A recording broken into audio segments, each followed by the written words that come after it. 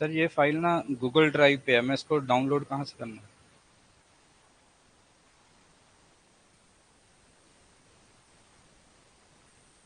यहाँ से?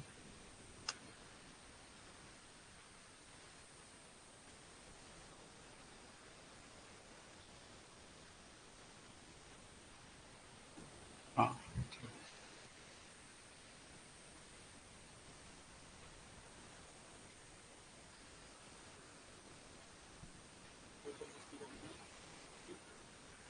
नहीं मैंने वो सॉरी ये पीडीएफ में जाएगी।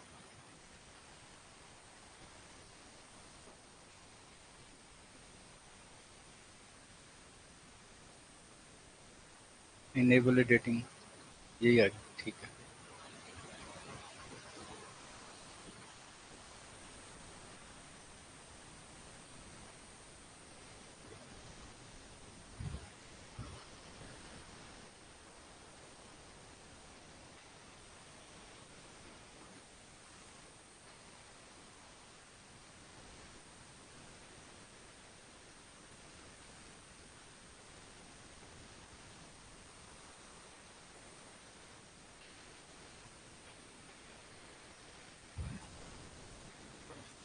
ठीक है सर।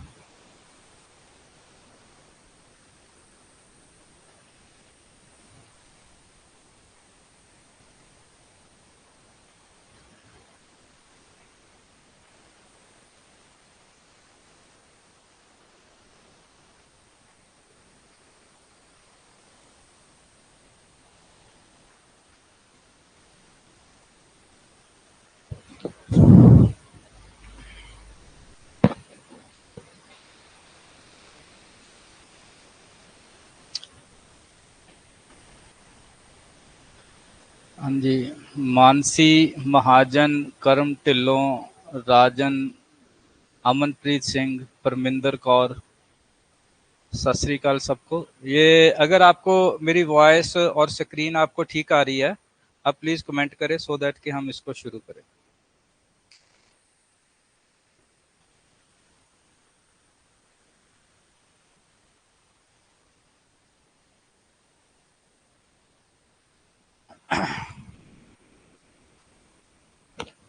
हाँ जी। क्या नाम है आपका? आप ज्वाइन करना जरा, वॉइस चेक करना है।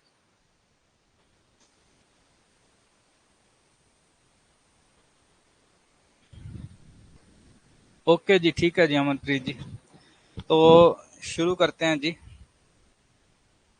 जो आज का जो टॉपिक है, जो आज हम शुरू कर रहे हैं, वो पॉलिटिकल साइंस एंड कॉन्स्टिट्यूशन, ये हमारा टॉपिक है।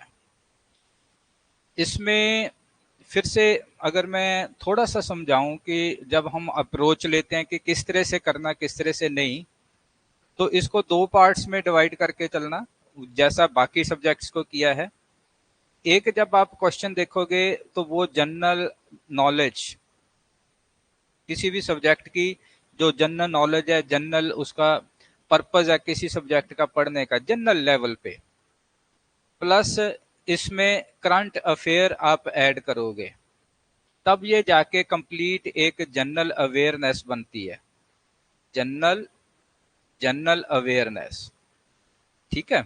इसको ध्यान से इस तरह से समझना। फिर से पहले भी मैं आपको समझाता रहा हूं कि जनरल नॉलेज का मतलब है, जैसे आपको क्रिकेट की नॉलेज है, क्रिकेट के रूल्स की पता है, कितने मेंबर्स हैं, कितने दोनों टीम्स में मेंबर्स होते हैं, कौन विकेट कीपर है, कौन सा जो 4 के लिए कैसा सिंबल है और 6 के लिए क्या है।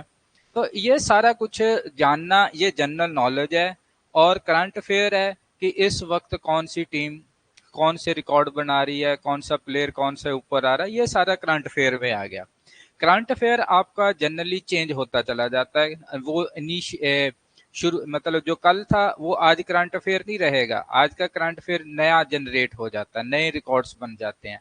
तो जनरली हम एक साल का लेते हैं कि पिछले एक साल में क्या क्या हुआ। अगर आप एग्जाम अभी दे रहे हो, दैट मीन्स आप पिछले जून से शुरू हो जाओ, जून से लेके अभी तक क्या है, that is your current affair.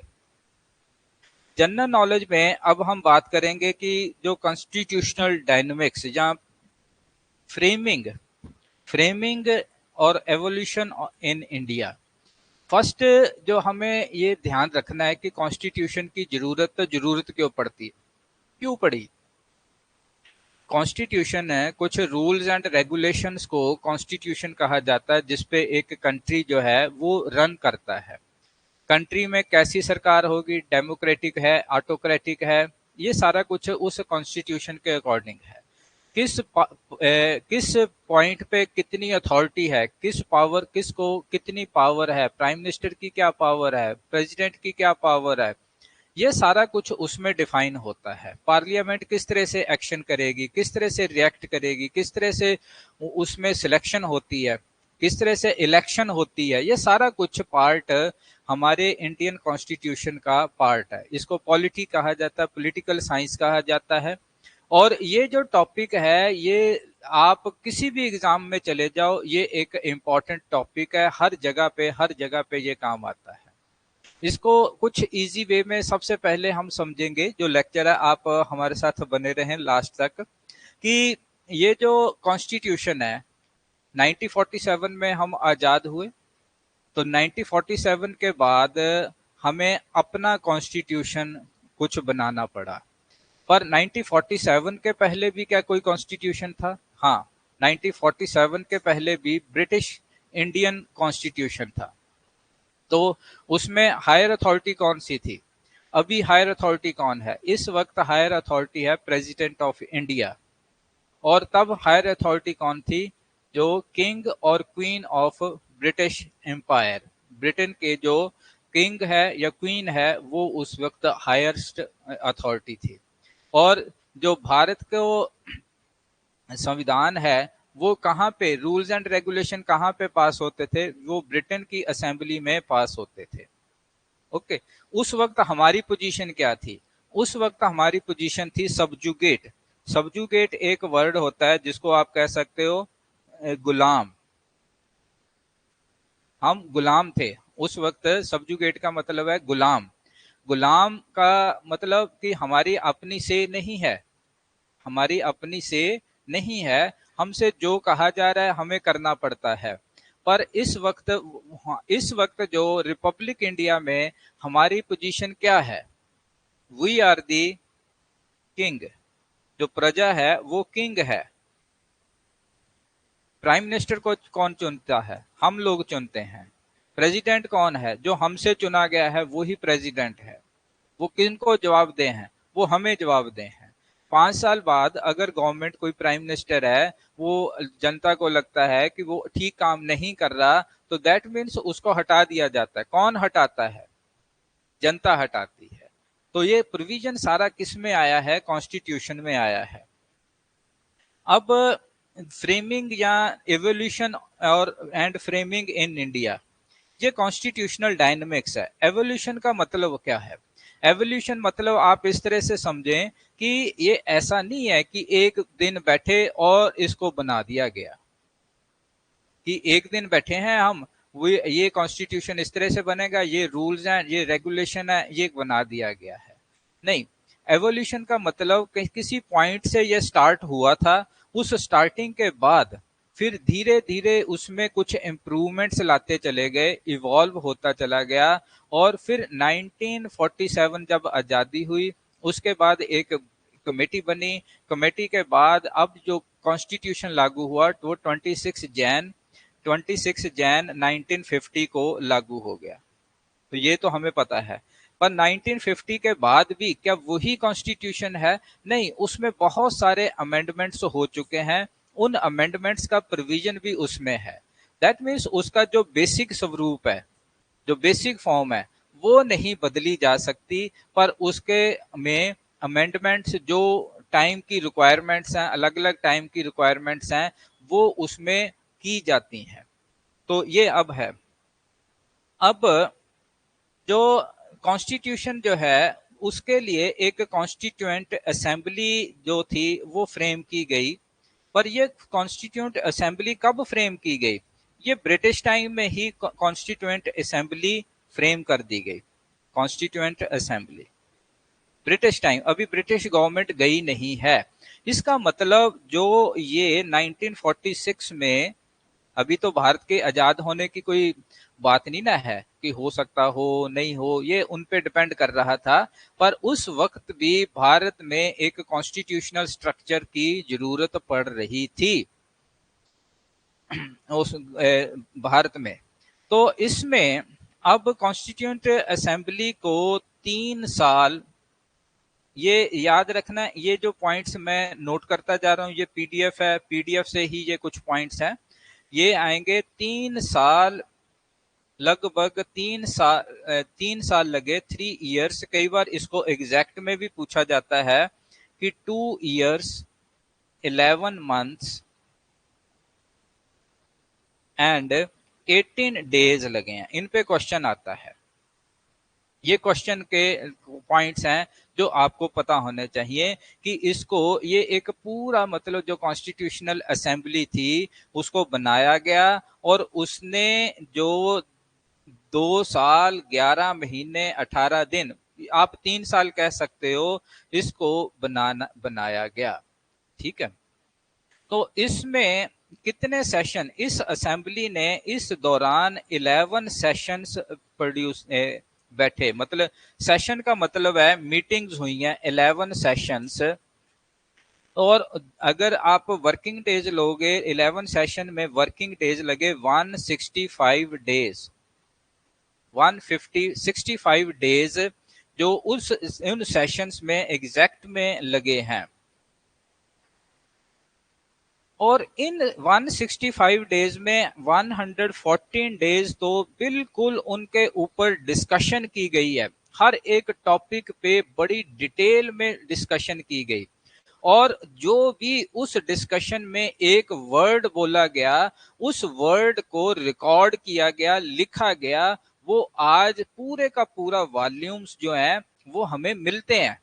Means उसकी ड्राफ्टिंग जब हुई, उसमें कौन सा जो एक्ट था वो क्यों बनाया गया, उसके पीछे जब डिस्कशन हुई, तो उस डिस्कशन में मेंबर्स ने क्या क्या बोला, क्या क्या पॉइंट्स रखे हैं, वो भी अब हमारे पास हैं। उसका क्या फायदा होता है, क्यों रखे गए हैं? कई बार किसी एक्ट के ऊपर सुप्रीम कोर्ट जो है उसमें रिट आती है, जब सुप्रीम कोर्ट को सोचना पड़ता है कि क्या ये एक्ट हमारे जो मूलभूत सिद्धांत, फंडामेंटल राइट्स या ड्यूटीज, उनके अगेंस्ट है, तो वो कहां से पता चलता है? वो फिर से वो उस ड्राफ्ट में जाते हैं, वो ड्राफ्ट से पता लगता है कि हमने एक पर्टिकुलर सेटअप को क्यों अटेन किया।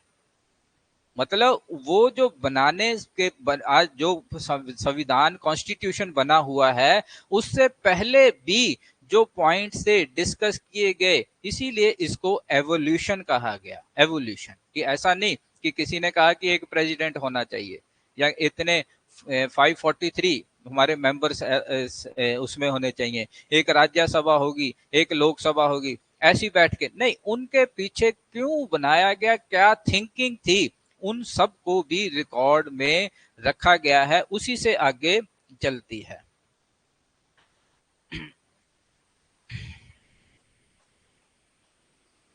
अब उस वक्त अगर आप देखोगे जो आजाद भारत है, आजाद सॉरी जो उस वक्त ब्रिटिश टाइम का भारत था, ब्रिटिश टाइम के भारत में कुछ प्रोविंशियल, जैसे आज हम स्टेट्स बोलते हैं, वैसे प्रोविंसेस होते थे। पंजाब प्रोविंस, ठीक है, पंजाब प्रोविंस था, मतलब एक उसका एरिया था, पंजाब स्टेट कह सकते हो।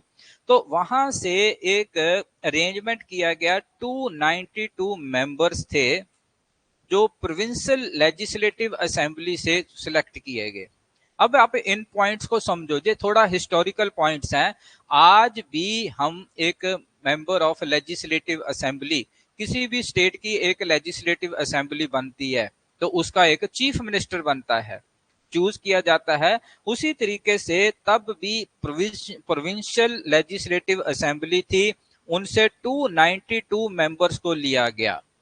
फिर 93 मेंबर्स लिए गए इंडियन प्रिंसली स्टेट्स, जो रियासतें थीं, जो रियासतें थीं वो भारत में उनका, जो कह सकते हो कि उनको सब्जुगेट तो थी, पर थोड़ा उनको संधि की हुई थी, उनका एग्रीमेंट था कि वो सिर्फ अपने फौज नहीं रख सकते, आर्मी नहीं रख सकते, उनको ब्रिटेन पे डिपेंडेंट रहना पड़ेगा, पर वो अपने इंटरनल अफेयर्स में थोड़ा आजाद हैं। जैसे पटियाला रियासत है, जींद रियासत है, जयपुर, ये सारी रियासतें थी।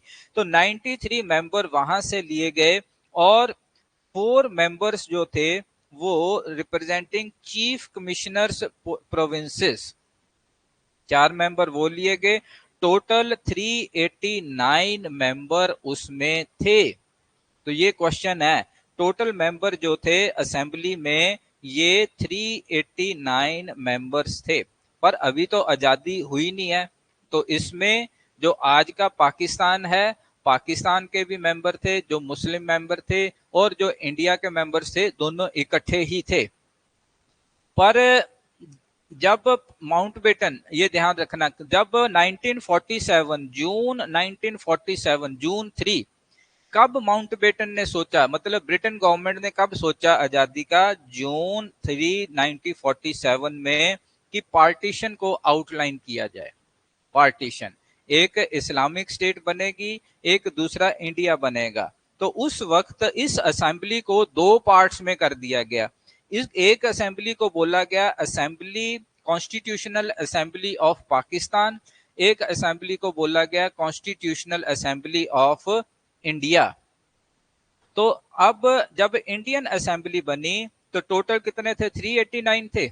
389 में से 299 मेंबर्स आजाद भारत की असेंबली में थे, 299।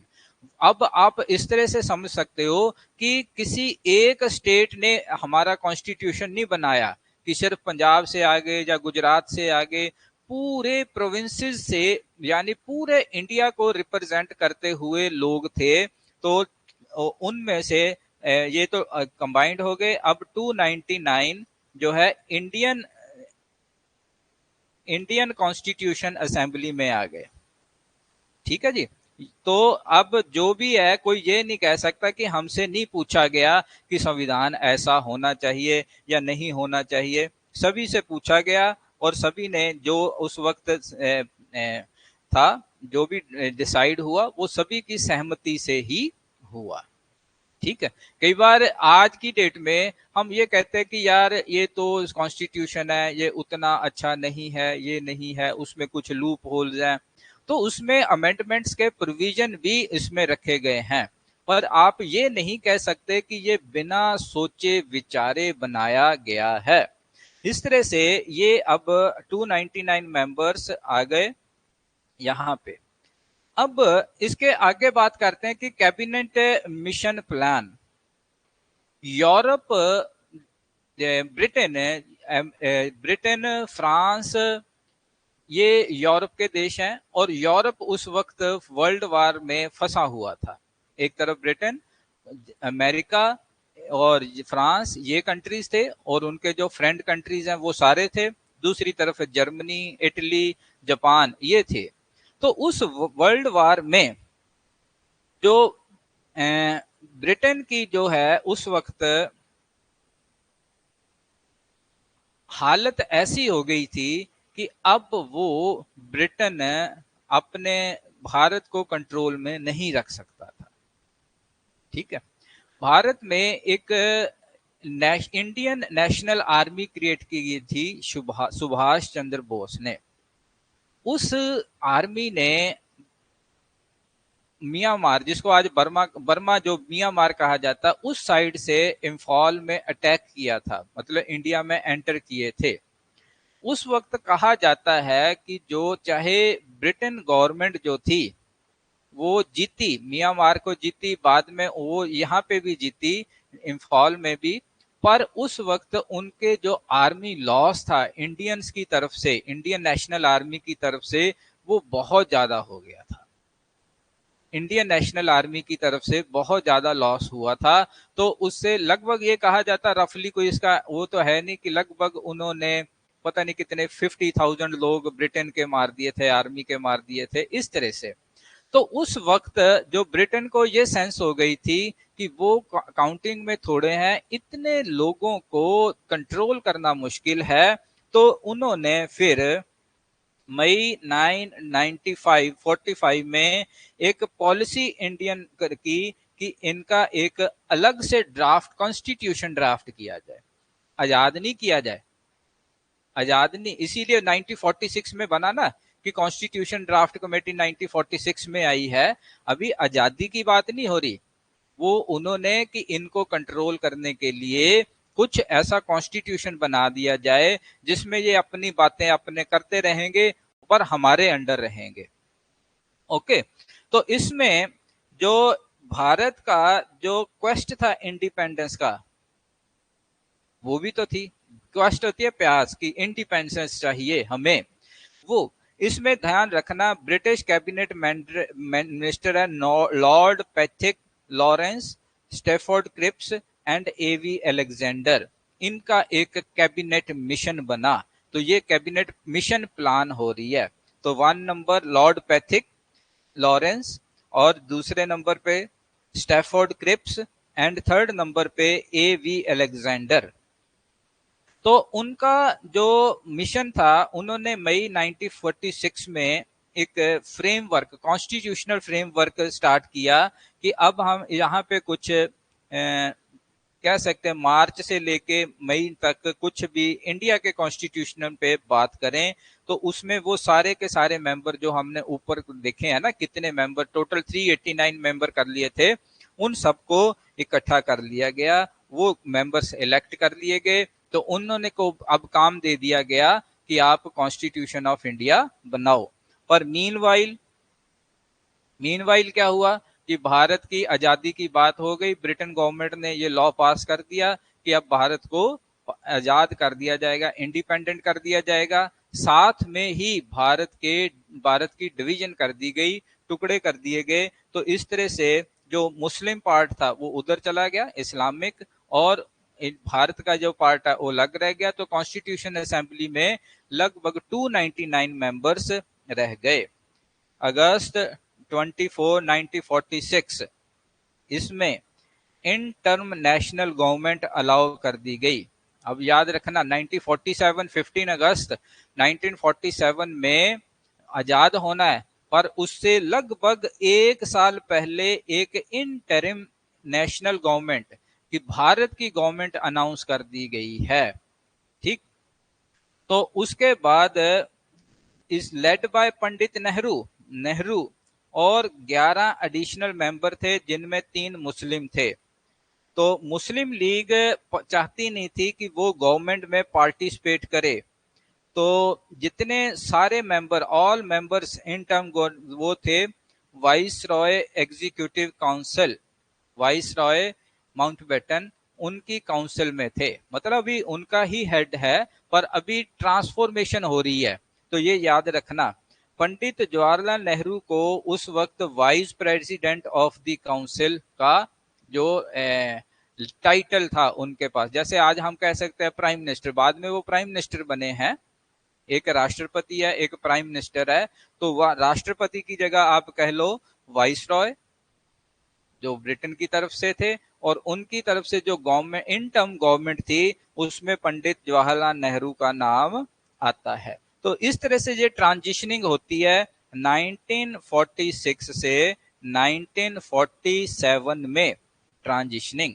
तो यहाँ पे एक बात समझना कि यहाँ पे जो रूलिंग है कि कॉन्स्टिट्यूशन की बात वो पहले ही स्टार्ट हो चुकी थी। जो कॉन्स्टिट्यूशन कैसा होना चाहिए भारत का, चाहे अभी भारत की आजादी की बात नहीं थी, पर क्या इससे भी पहले हुई है बात। हाँ, 1930 में जब लाहौर कन्वेंशन हुई, लाहौर कन्वेंशन में जो नवंबर में 26 नवंबर में दिसंबर सॉरी, वहां ये पूर्ण स्वराज को जब कहा गया कि हमें पूर्ण स्वराज चाहिए, तब उन्होंने कॉन्स्टिट्यूशन की बात सोचनी शुरू कर दी थी 1930 में ही। 1931 से वो शुरू हो गई थी कि लोग जो थे, जो हमारे लीडर्स थे, वो इस बात को सोचने लग गए थे कि हम आजादी चाहते हैं, तो हमें जब आजाद होंगे तो हम किस कॉन्स्टिट्यूशन, किस तरह से गवर्नमेंट चलाएंगे। तो इसका मतलब उस वक्त भी 1930 लगभग 17-18 साल पहले से भारत की जो लीडर्स थे, भारत के लीडर्स थे, वो इस बारे में सोचने लग गए थे कि किस तरह से भारत का कॉन्स्टिट्यूशन होना चाहिए। पर 1946 में ब्रिटेन की तरफ से ही एक एफर्ट हुई कि एक भारत का कॉन्स्टिट्यूशन डेवलप किया जाए अंडर ब्रिटिश गवर्नमेंट। पर उस वक्त हालात बदले। 1946 में भारत को मतलब ये डिवीजन की बात हो गई, डिवीजन में फिर वो कॉन्स्टिट्यूशन असेंबली अलग अलग हो गई। अब भारत का संविधान जो 299 मेंबर्स थे उन्होंने बनाया है। ओके जी, ये थोड़ी हिस्ट्री है, इस पे क्वेश्चन है, इन पे क्वेश्चन है। आपने ये ब्रीफ में ही है सारा कुछ, इनको इस तरह से समझो। The role of Constituent Assembly.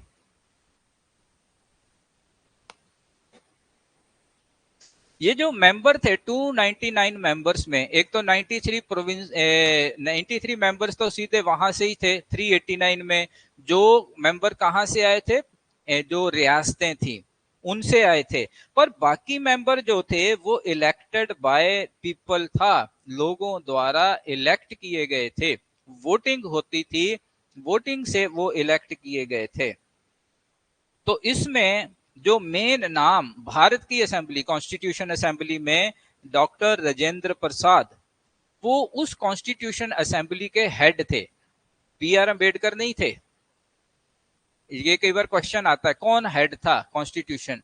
B R Ambedkar drafting committee के हेड थे, पर ओवरऑल जो कॉन्स्टिट्यूशन असेंबली के हेड थे वो डॉक्टर राजेंद्र प्रसाद थे। और डॉक्टर राजेंद्र प्रसाद बाद में क्या बने हैं, भारत के पहले राष्ट्रपति प्रेसिडेंट डॉक्टर राजेंद्र प्रसाद थे।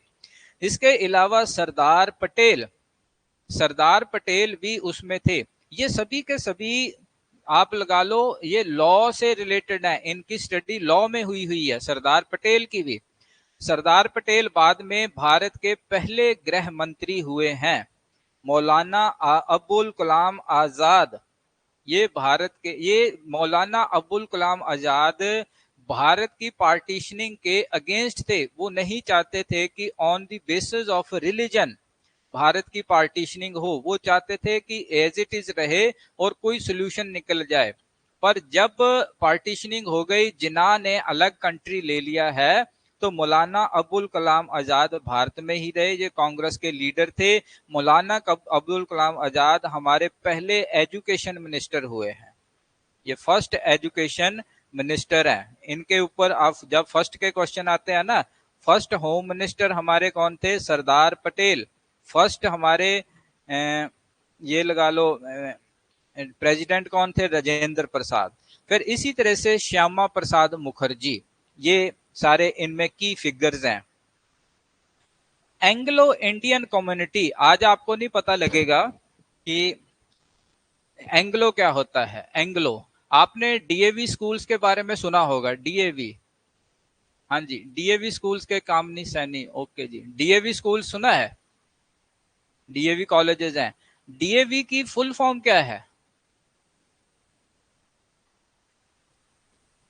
हाँ जी, आप में से जो स्टूडेंट्स हैं, आप डीएवी की कोई फुल फॉर्म बता सकता है कौन सी है? विवेकानंद। चलो वेल ट्राई, और करो जी। हाँ जी, इधर से कोई जवाब नहीं आ रहा।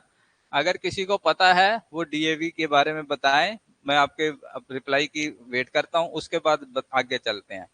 एंग्लो इंडियन कम्युनिटी, जो एंग्लो इंडियन कम्युनिटी है, जो उस वक्त ब्रिटेन के लोगों को एंग्लो कहा जाता था। जो ब्रिटिश लोग भारत में रहते थे उनको एंग्लो इंडियन कहा जाता था। ब्रिटिश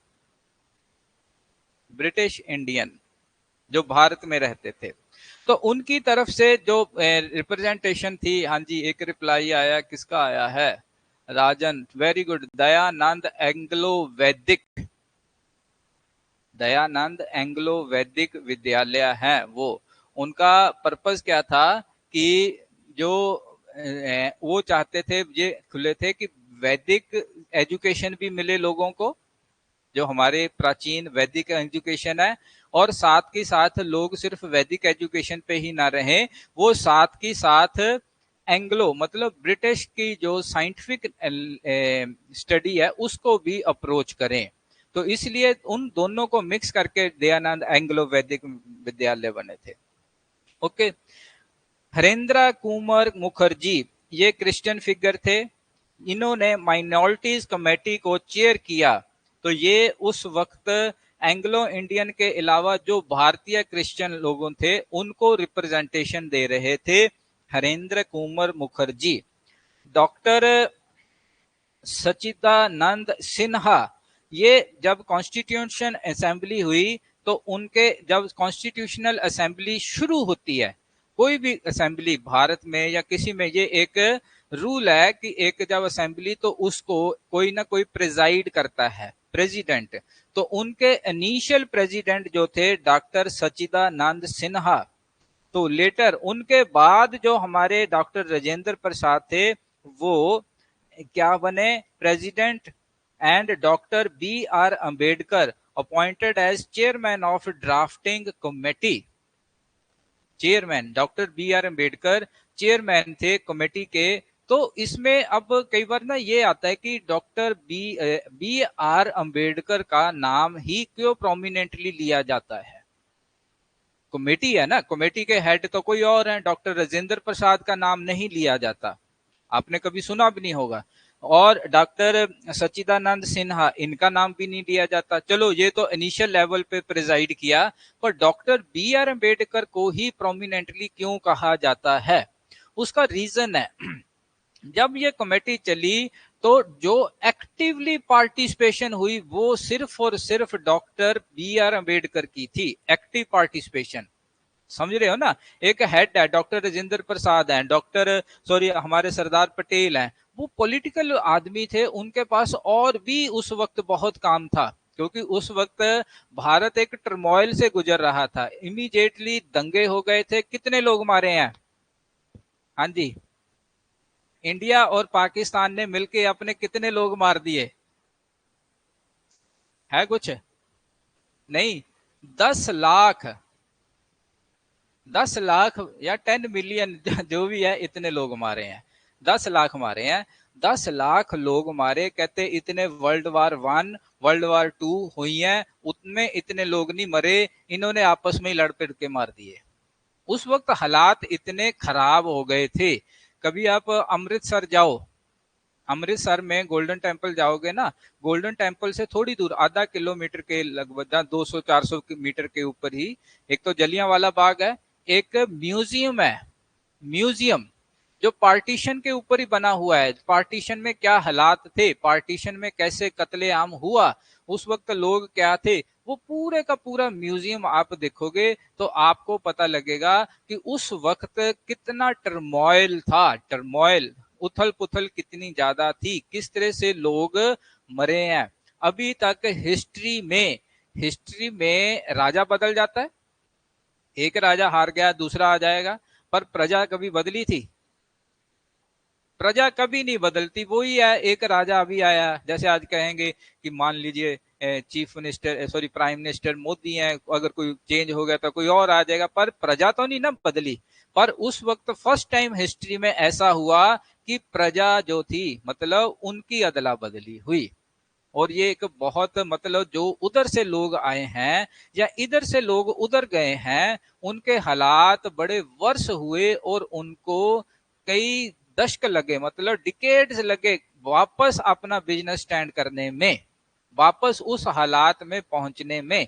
बाकी जो मर गए मार दिए गए वो अलग है, कितनी मतलब उस वक्त ऐसे हालात थे भारत की, जो उस वक्त वहां से एक ट्रेन कट के आती थी, पूरी की ट्रेन, पूरी की जो हिंदू सिख थे वो पूरे के पूरे ट्रेन में काट दिए जाते, मार दिए जाते थे, और उसके बदले में इंडिया से एक ट्रेन या 2 ट्रेनें भेजी जाती थी पूरे के पूरे मुसलमान। दैट मीन्स ह्यूमैनिटी ग्राउंड पे, क्योंकि अब चाहे मुसलमान है, चाहे हिंदू है, चाहे सिख है, प्रॉब्लम तो प्रॉब्लम है ना, दुख तो दुख है, पर वो उस वक्त टर्मोइल में थे, इसलिए उसमें उस टर्मोइल में जो हमारे पॉलिटिकल लीडर्स हैं, doctor Rajendra Prasad, doctor sorry Sardar Patel, Pandit Jawaharlal Nehru और भी जो लीडर थे, वो बिजी थे बहुत, उस वक्त काम ही बहुत ज्यादा था, क्योंकि न्यू इंडिया की फाउंडेशन है। तो उस वक्त जो पूरी की पूरी कमांड जो लिखने की, ड्राफ्ट करने की ली गई, वो डॉक्टर बी आर अंबेडकर ने संभाली। तो उसमें कमेटी में जैसे कोई बुजुर्गों कमेटी का मेंबर है, वो नहीं कर सकता था, जब किसी की डेथ होगी तो एक सिर्फ डॉक्टर बी आर अंबेडकर रहे थे, इसलिए डॉक्टर बी आर अंबेडकर का नाम प्रोमिनेंटली ले लिया जाता है कि उन्होंने जो वर्क किया वो उनके हाथ से निकला हुआ काम है ये से, ठीक है। पर आप अगर इसको क्वेश्चन आएंगे तो उसमें ध्यान रखना डॉक्टर राजेंद्र प्रसाद का क्या रोल था और डॉक्टर बी आर अम्बेडकर कौन थे। वो है chairman of drafting committee, chairman of drafting committee. अच्छा, उसमें अब बेसिक बेसिक से जो कमेटी बनाई गई, कितने मेंबर थे जी? 299 मेंबर रह गए थे, 299 मेंबर। उनमें भी एक दो डेथ्स होगी, तो डेथ के बाद जितने भी मेंबर रह गए 299, 897, वो इस तरह से था। तो उसमें कमेटीज बनाई गई, एक है committee on rules of procedure, छोटी छोटी कमेटीज बनाई गई, सब कमेटीज आपको पता होना चाहिए उनकी जो फॉर्मेशन है किस तरह से हुई है। दो, रूल्स ऑफ प्रोसीजर, प्रोसीजर बनाने का, आज आप इसको समझो, व्हाट इज प्रोसीजर। किसी काम करने को, किसी डिसीजन लेने से पहले प्रोसीजर होता है। प्रधानमंत्री आए, 8 बजे बोला कि आज से नोटबंदी है, तो सबने क्या देखा कि प्रधानमंत्री आए, रात को 8 बजे आए, उन्होंने डिक्लेयर किया, क्या उन्होंने इमीडिएटली डिसीजन ले लिया इस चीज पे? हाँ जी, नहीं, उसके पहले गवर्नमेंट में लोग हैं जो उस पे वर्कआउट करते हैं, 2-2 3-3 महीने से लगातार उसके कॉन्सेस, उसके प्रोसेस सारे चेक किए जाते हैं, प्लस पॉइंट, नेगेटिव पॉइंट सारे चेक करके फिर एक स्टेप लिया जाता है, that is known as procedure. कि इमीडिएट कोई भी डिसीजन डेमोक्रेसी में नहीं लिया जाता, डेमोक्रेसी में गलत है, ठीक है, वो अलग बात है। टाइम आने पे कई बार हमें ऐसा लगता है कि जो ऑटोक्रेसी है उसमें इमीडिएट डिसीजन ले लिए जाते हैं, और ठीक है जी, बड़ी अच्छी सी इंप्रूवमेंट होती है, हम सालों सोचते रहते हैं, but still we are a democratic country. At least लोगों के पास एक प्रोसीजर तो है ना, लोगों से पूछा तो जाएगा ना, लोगों की मतलब जो लोगों के इलेक्टिव मेंबर्स हैं उनकी कोई से तो है ना, बस। तो उनके लिए रूल्स। फिर स्टीयरिंग कमेटी, स्टीयरिंग कमेटी होती है डायरेक्शन देने वाली, जैसे आप स्टीयरिंग, कार का स्टीयरिंग है, इसको डायरेक्शन देना कि जो हमारी बातें हो रही हैं, जो प्रोसीजर चल रहा है वो एक पर्टिकुलर डायरेक्शन में आ रहा है, एक पर्टिकुलर डायरेक्शन में हम बात कर रहे हैं, वो स्टीयरिंग कमेटी है। वो फाइनेंस एंड स्टाफ कमेटी, तो फाइनेंशियल मैटर भी तो है, जो उसको फाइनेंस करना है, स्टाफ को कंट्रोल मतलब उसको रखना है, उस कमेटी का सारा कुछ वो। Ad hoc committee on national flag chaired by doctor Rajendra Prasad, doctor Rajendra Prasad हैं। स्टेट्स कमेटीज होगी, यूनियन पावर्स कमेटी हो गई, तो स्टेट की भी कमेटी है, स्टेट को जो रिप्रेजेंटेशन दे रही हैं, जो स्टेट के लिए काम कर रही हैं। Union constitution committee chaired by Jawaharlal Nehru, अब ये जवाहरलाल नेहरू भी उस कमेटी के मेंबर हो गए, जवाहरलाल इन पे क्वेश्चन बनते हैं कि ad hoc committee of national flag कौन चेयर कर रहे थे? डॉक्टर राजेंद्र प्रसाद। यूनियन कॉन्स्टिट्यूशन कमेटी कौन चेयर कर रहे थे? वो पंडित जवाहरलाल नेहरू ये कर रहे थे। Advisory committee on fundamental rights, fundamental rights हम पढ़ेंगे, हमें फंडामेंटल राइट्स कौन कौन से होने चाहिए उन पे जो एडवाइस करने वाली कमेटी बनी। Minorities and tribals and excluded areas, उनको चेयर करने वाले वल्लभ भाई पटेल थे, सरदार वल्लभ भाई पटेल। फिर ड्राफ्टिंग कमेटी, जो एक्चुअल जिसने लिखना है, लिखने का काम, मतलब डिस्कशन हुई है, डिस्कशन होने के बाद उसको रिकॉर्ड किया गया, लिखा गया है, ड्राफ्ट बनाए गए हैं, ड्राफ्ट को रीड्राफ्ट किया गया, देखा गया, सारा रिकॉर्डिंग जो रिटन वर्क था वो एक प्रोसीजर में डॉक्टर बी आर अम्बेडकर के पास था। ये सबसे एक इंपॉर्टेंट पार्ट है क्योंकि यही एक रिकॉर्ड है। बाकी जो थे वो एडवाइजरी कमेटी है, उसको कहा जाता था इस पॉइंट पे माइनॉरिटीज के ऊपर हमें एडवाइस करो, ये पॉइंट्स हैं, वो बैठ के डिस्कशन करती थी और कुछ पॉइंट्स दे देती थी, उनका ये काम था। पर जो ओवरऑल काम था वो ये doctor B R Ambedkar. House committee B Pattabhi Sitaramayya. Committee of functions of constitution assembly by G V Mavalankar. ये पता है कौन है? नहीं पता? बाद में अच्छा मुझे शायद कंफ्यूजन है, गोविंद वल्लभ मावलंकर जो आरएसएस या जनता पार्टी के पहले वो मेंबर थे कांग्रेस के, उन्होंने जो स्थापना की थी 1952 में, वो हैं। ठीक है, वो उनमें है, एग्जैक्ट में मैं बता दूंगा बाद में।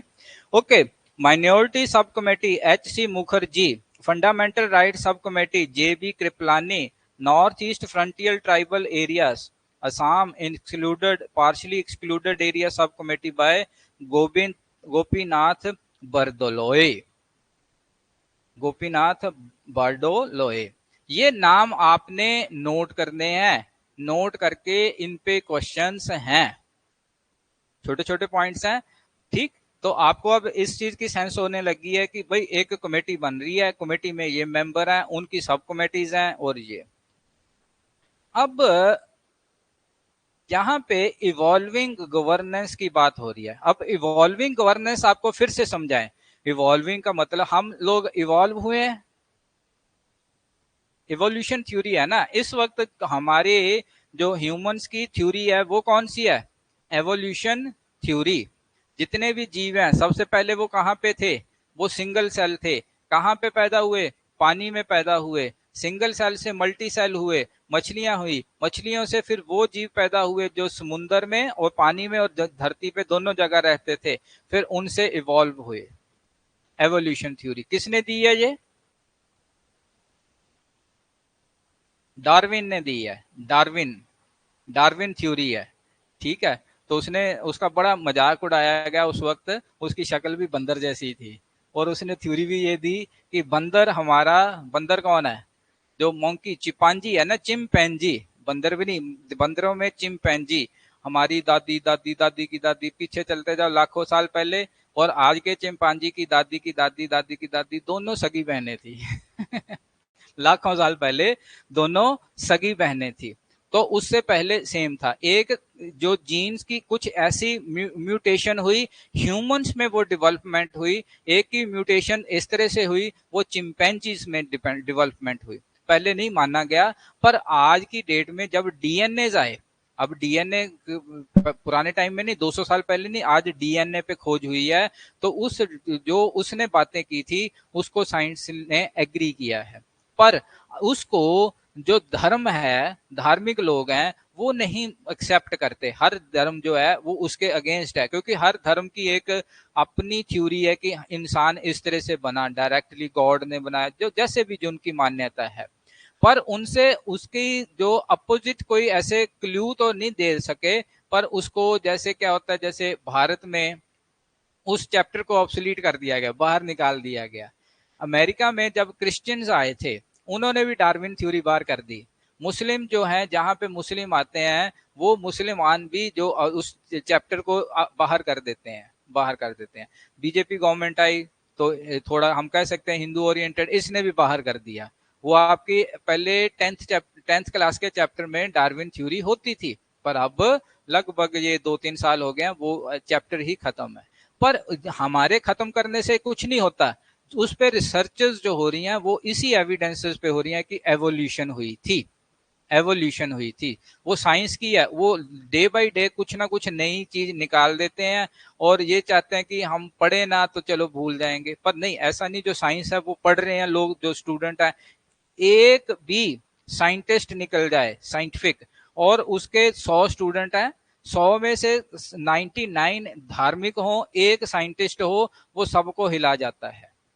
साइंस की इतनी बड़ी पावर हो गई, क्योंकि वो क्लू देते हैं, वो एविडेंसेस देते हैं। ओके, इसी तरह से इवॉल्विंग वर्ड यहाँ पे यूज किया गया है गवर्नेंस में। गवर्नेंस में ये अब इस पे क्वेश्चन आते हैं, आप इनको नोट करके चलना। ये रेगुलेटिंग एक्ट जो है 1773, बहुत पुरानी बात होगी, 18th सेंचुरी, 19 से भी पहले चली गई। 1857 में 1857 में भारत में पहला विद्रोह हुआ है, 1857, पर उससे भी पहले 773 में ड्यूल गवर्नमेंट को एंड किया गया इस एक्ट से। ड्यूल गवर्नमेंट कौन सी थी कि एक तो भारत के राजा वगैरह होते थे और एक होता था कंपनी, ईस्ट इंडिया कंपनी। तो ईस्ट इंडिया कंपनी ने कहा कि अब हम राजा नहीं, हम खुद ही नवाब हैं, तो वो ये एक्ट था।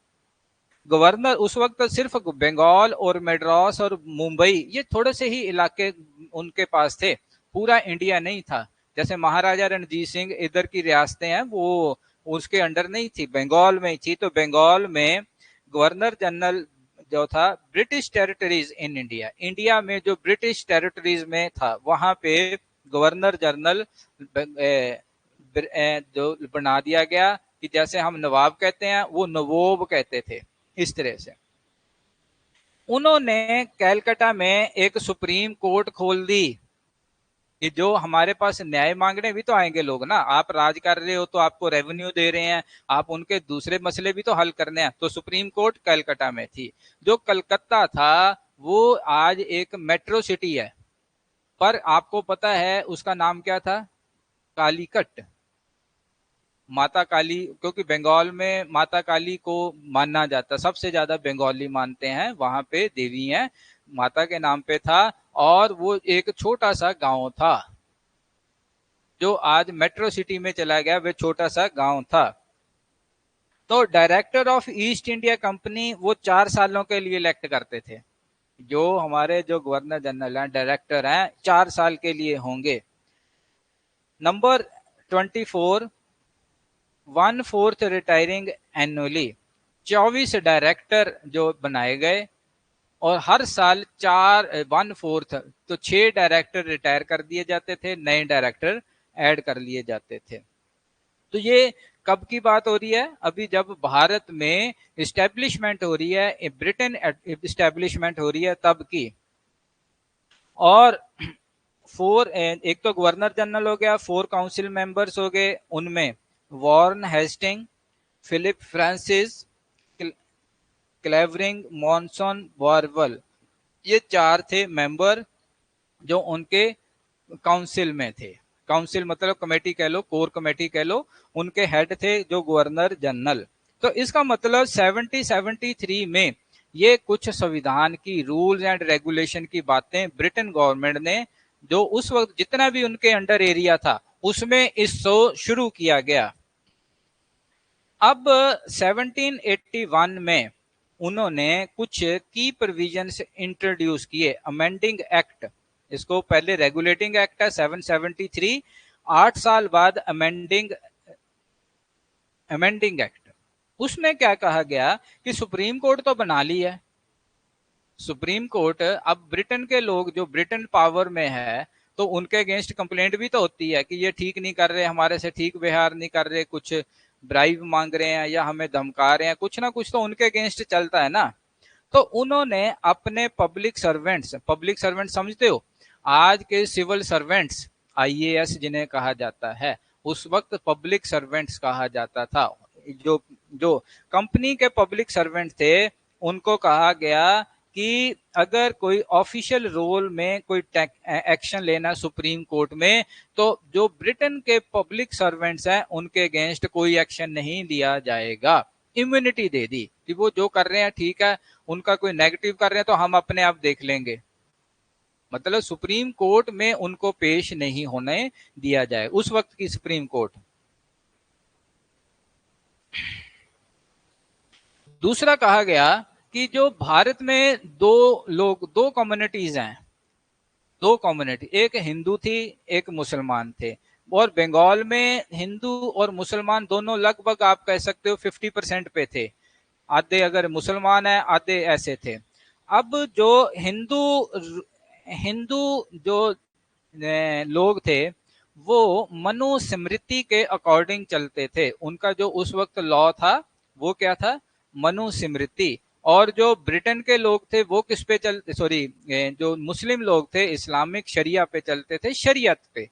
तो अब उनको उनकी जो धर्म देख के ही उनकी जजमेंट की करने का फैसला लिया गया कि ज्यूरिसडिक्शन की गई सुप्रीम कोर्ट की कि इनको रिलीजियस और सोशल कस्टम्स के आधार पे डिसीजन लो। अगर उससे पूछा जाता था भाई कौन सा धर्म है, वो कहता था हिंदू, तो उसको फिर शरीयत के अकॉर्डिंग सजा नहीं मिलेगी, या शरीयत के अकॉर्डिंग उसका केस नहीं चलेगा, उसको हिंदू रीति रिवाजों के अकॉर्डिंग जो उसकी मेंटालिटी थी वहां वैसे चलाया जाए। तो उन्होंने स्टडी किया, दोनों धर्मों को स्टडी करके फिर उन्होंने कॉमन से कुछ रूल बनाए, जो एक मुस्लिम लॉ बना दिया एक हिंदू लॉ बना दिया उन्होंने, कि अगर हिंदू कोई के मुकदमा चलेगा उसको हिंदू लॉ के अंडर प्रोसिक्यूट किया जाएगा, अगर मुसलमान पे चलेगा उसको इस्लामिक लॉ के अकॉर्डिंग प्रोसिक्यूट किया जाएगा। हाँ, वो ऐसा नहीं था कि उन्होंने एग्जैक्ट में शरीयत लगा ली या एक्चुअल में वो किया, उन्होंने अपनी मर्जी से था, पर डिवीजन थी।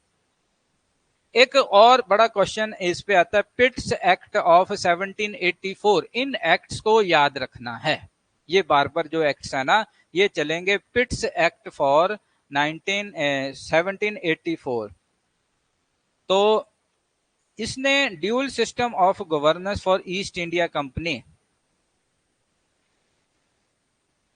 with oversight from both company and parliamentary board directors। Parliamentary board directors भी हैं, पार्लियामेंट कहां पे है, ब्रिटेन में, डायरेक्टर्स उनको ही है ना, गवर्नर जनरल की बात की है तो डायरेक्टर तो वहां पे है, और यहाँ पे कौन है, यहाँ कंपनी है, दोनों मिलके राज्य चला रहे हैं, ड्यूल सिस्टम ऑफ गवर्नेंस। और जो ईस्ट इंडिया कंपनी थी वो भारत में राज करने के लिए नहीं आई थी, रूल करने के लिए नहीं आई थी। उस वक्त जो भारत था वो एज गुड एज आज जैसे अमेरिका है इस तरह से अच्छा, मतलब इकोनॉमिकली बड़ा पॉपुलर कंट्री था, अच्छा कंट्री माना जाता था। तो वो सिर्फ व्यापार करने के लिए आए थे, पर यहाँ पे आए तो उनको भारत की एक ग्राउंड मिली जिसको उन्होंने फायदा उठाया और वो रूलिंग करने गए, और भारत में 200 साल फिर रूल भी किया है। तो अब जो ड्यूल सिस्टम बनाने से अब ब्रिटेन गवर्नमेंट को जो कंपनी अफेयर के ऊपर इफेक्टिवली कंट्रोल हो गया कि किस तरह से करना, कि कंपनी अपनी मनमानी ना करे, ठीक है। तो इसने जो एग्जीक्यूटिव काउंसिल के नंबर से मेंबर के नंबर कम कर दिए, और गवर्नर जनरल काउंसिल के 3 तक कर दिए, पहले कितने थे 4 थे, 3 कर दिया गया ये। अब इसमें ये क्वेश्चन है, आपने इस पे क्वेश्चन आएंगे। 1976 फिर एक्ट आया, गवर्नर जनरल को अथॉरिटी दे दी गई override the council and designated them and commander in chief, कि जो काउंसिल के मेंबर है 3, उनके जो अगर कोई फैसला किया है उसको भी ओवर रूल कर सकता है गवर्नर जनरल, और वो भारत में अब उसको बोला जाएगा कमांडर इन चीफ, ठीक। तो लॉर्ड कॉर्नवालिस था, लॉर्ड लॉर्ड जब जैसे हम मालिक कहते हैं ना वो लॉर्ड कहते हैं, लॉर्ड हमारे लिए उन्होंने रखा हुआ था, साहिब, मैम मैम हम कहते हैं ना, ma'am, ma'am Sahib, ma'am Sahib बोला जाता है ना, हिंदू इंडियन लोग कहते हैं। वो किसको बोलते, मेम किसको बोलते थे, मैडम से ही मैम, मैम से मेम, मेम और रिस्पेक्ट में तो मेम साहिब, साहिब किसको हम जो है लोग उनको करते थे कि ब्रिटेन वाले जो हैं वो हमारे साहिब हैं। चार्टर एक्ट ऑफ 1793, उन्होंने कंपनी ट्रेड की मोनोपोली इंक्रीज की 20 साल के लिए। मोनोपोली का मतलब ये बोल दिया गया कि कंपनी और कोई ब्रिटेन की कंपनी आएगी नहीं इंडिया में, बस एक ही रूल, एक ही व्यापार करेगी, वो है ईस्ट इंडिया कंपनी। ठीक है, तो बेसिस ऑफ गवर्नेंस, जो रिटन लॉज, तो जो गवर्नेंस है, गवर्नेंस मतलब जो वहां की सरकार चलानी है, वो जो रिटन रूल पास करती थी कोर्ट, उसी के बेसिस के ऊपर चला लिया जाता था, ज्यादा उस वक्त नहीं था। अब आप समझे, आज कोर्ट में जो आप, पार्लियामेंट की अपनी अलग पावर है, कोर्ट की अलग पावर है, ठीक है, इंडिपेंडेंट है। कोर्ट का कोई एग्जीक्यूशन में रोल नहीं है कि वो गवर्नमेंट से ये कह सकती है, पूछ सकती है कि आप कॉन्स्टिट्यूशन के खिलाफ कुछ कर रहे हो, पर वो गवर्नमेंट को कुछ फोर्स नहीं कर सकती, गवर्नमेंट अलग है। पर यहाँ पे जो लॉज थे कोर्ट बना रही थी, बस वही चला रहे थे। 1813 चार्टर एक्ट खत्म हो गया, कंपनी की मोनोपोली खत्म हो गई। अब वो सिर्फ भारत में मोनोपोली है कि चाय का व्यापार कर सकती है मोनोपोली में, और चाइना के साथ ट्रेड कर सकती है। और अब 1813 में भारत में एजुकेशन के लिए ब्रिटेन की गवर्नमेंट ने फंड्स दिए, ठीक, फंड्स दिए, ठीक है। आप जब इसको देखते हो ना, हम जनरली स्टडी करते हैं जब भी, तो हम दो पॉइंट से स्टडी करते हैं, या तो वो बुरा है, बहुत बुरा है या अच्छा है तो भगवान ही बना देते हैं।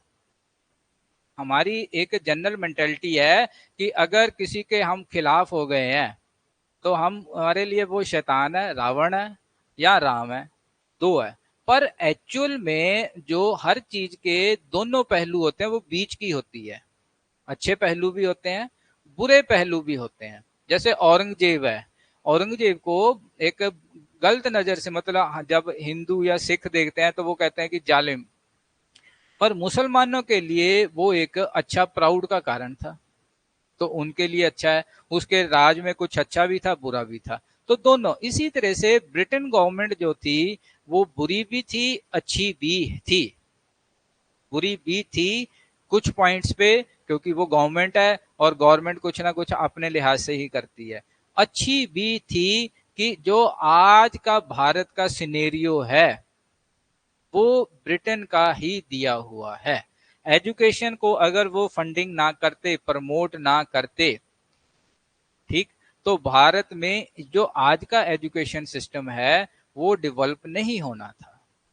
उस वक्त का एजुकेशन सिस्टम हम पढ़ेंगे, हिस्ट्री में पढ़ेंगे, वो कुछ एक लिमिटेड लोगों के लिए ही था हमारा भी एजुकेशन सिस्टम, वो लिमिटेड लोगों के, वो जो वास्ट एजुकेशन गई, जो जिसमें हर पार्ट पे, सोसाइटी के हर पार्ट को एजुकेशन अवेलेबल होनी शुरू हुई, वो ब्रिटेन गवर्नमेंट के थ्रू ही होने लगी, ठीक है।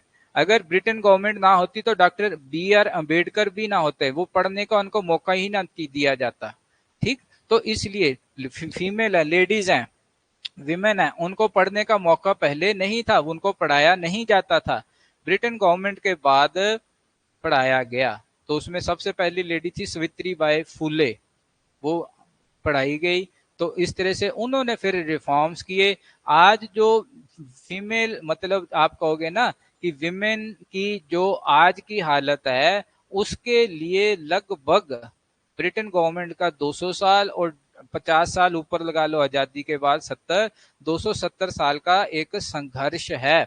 अब जाके उनको कितनी वोटें मिली हैं पार्लियामेंट में, कितना पोजेशन मिला है, 1/3 का पोजेशन मिला है, 1/3 पास हुआ है ना, 1/3 है कितनी, 50% लगा लो।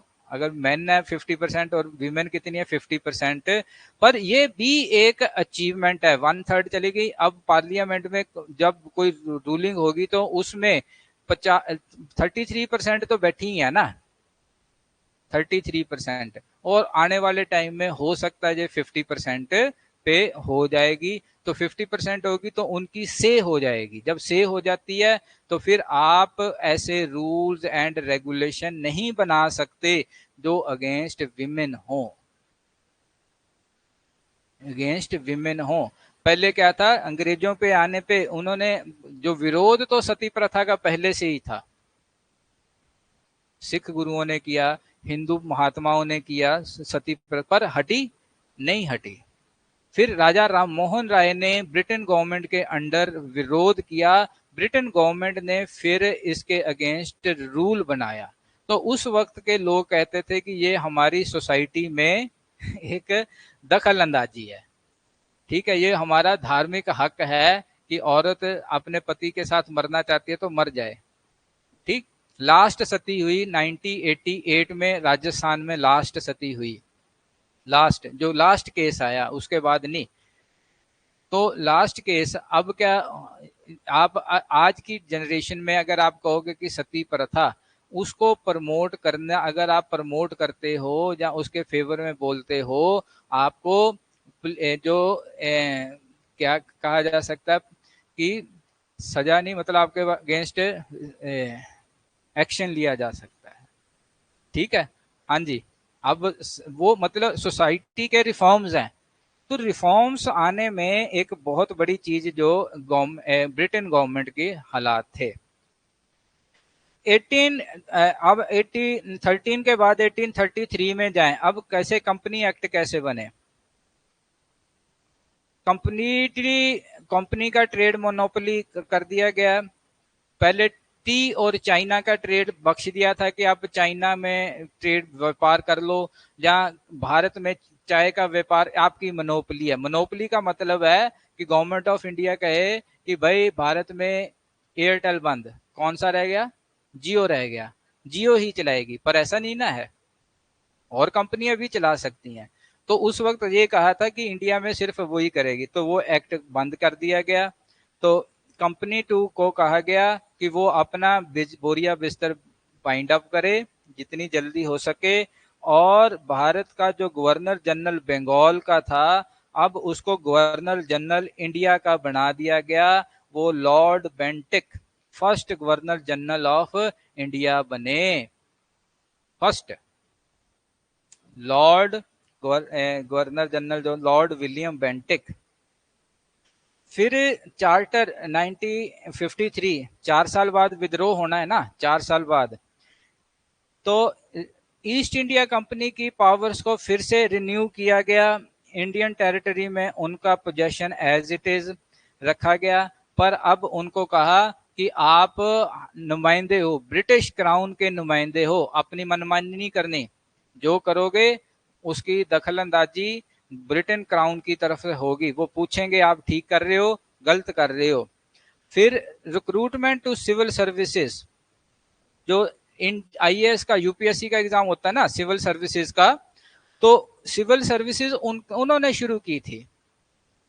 सिविल सर्विसेज का मतलब है ऑफिसर्स को अपॉइंट करना, जो गवर्नमेंट की पॉलिसीज को, गवर्नमेंट और जो लोग हैं उनके बीच की एक कड़ी सिविल सर्विस, एग्जीक्यूशन एग्जीक्यूटिव वो होंगे, तो वो थे। तो उनके लिए एक एनुअल कंपटीशन बनाया गया कि आप हर साल एक एग्जाम दिया करोगे, फिर हम सिलेक्शन करेंगे। ये तब से सिविल सर्विसेज चलती आ रही है, और आजादी के बाद उस सिविल सर्विसेज एग्जामिनेशन को अब कहने लग गए हैं इंडियन एडमिनिस्ट्रेटिव सर्विसेज, आईएएस। 1857 में क्या हुआ, विद्रोह हो गया। 1857 में विद्रोह हुआ, और किसी तरह से गवर्नमेंट ने उसको, ब्रिटेन गवर्नमेंट ने उसको खत्म कर दिया, कुचल दिया। तो उसके बाद ईस्ट इंडिया कंपनी को द रूल जो था इंडिया में वो बंद कर दिया गया, अब डायरेक्ट ब्रिटेन क्राउन के अंदर चला गया। तो अब जो position of secretary of state of for India British में था, उसको पावर दे दी गई। तो ब्रिटेन की वहां पे पार्लियामेंट में एक इंडियन अफेयर्स में secretary of Indian state for India था ब्रिटिश कैबिनेट में, उसके अंडर ही पावर दे दी गई कि अब आप इसको देखो।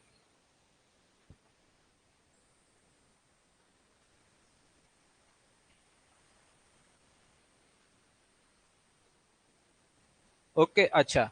अब पहले कहते थे उसको कि वाइस रॉय, कि वो वाइस रॉय है। अब उसको, सॉरी नहीं, पहले कहते थे गवर्नर जनरल। अब उसको भारत के जो सुप्रीम कमांडर को फिर कमांडर इन चीफ भी कहना शुरू किया। अब उसको कहते थे वाइस रॉय। 1861 नाउ, ये सारी इंप्रूवमेंट हो रही है। जो हमारे आज के एक्ट है ना, वो 1771 से एक्ट की ही इवॉल्वमेंट के पार्ट हैं। ऐसा नहीं कि इंडिपेंडेंटली अब अलग से कुछ बना दिया गया है, उन्हीं के पार्ट हैं और इनके ऊपर क्वेश्चन बनते हैं, इसलिए आप इसको स्टडी करोगे। तो चलो, अब 10:30 हुए हैं, हम 10:35 पे दोबारा मिलते हैं। चलो जी।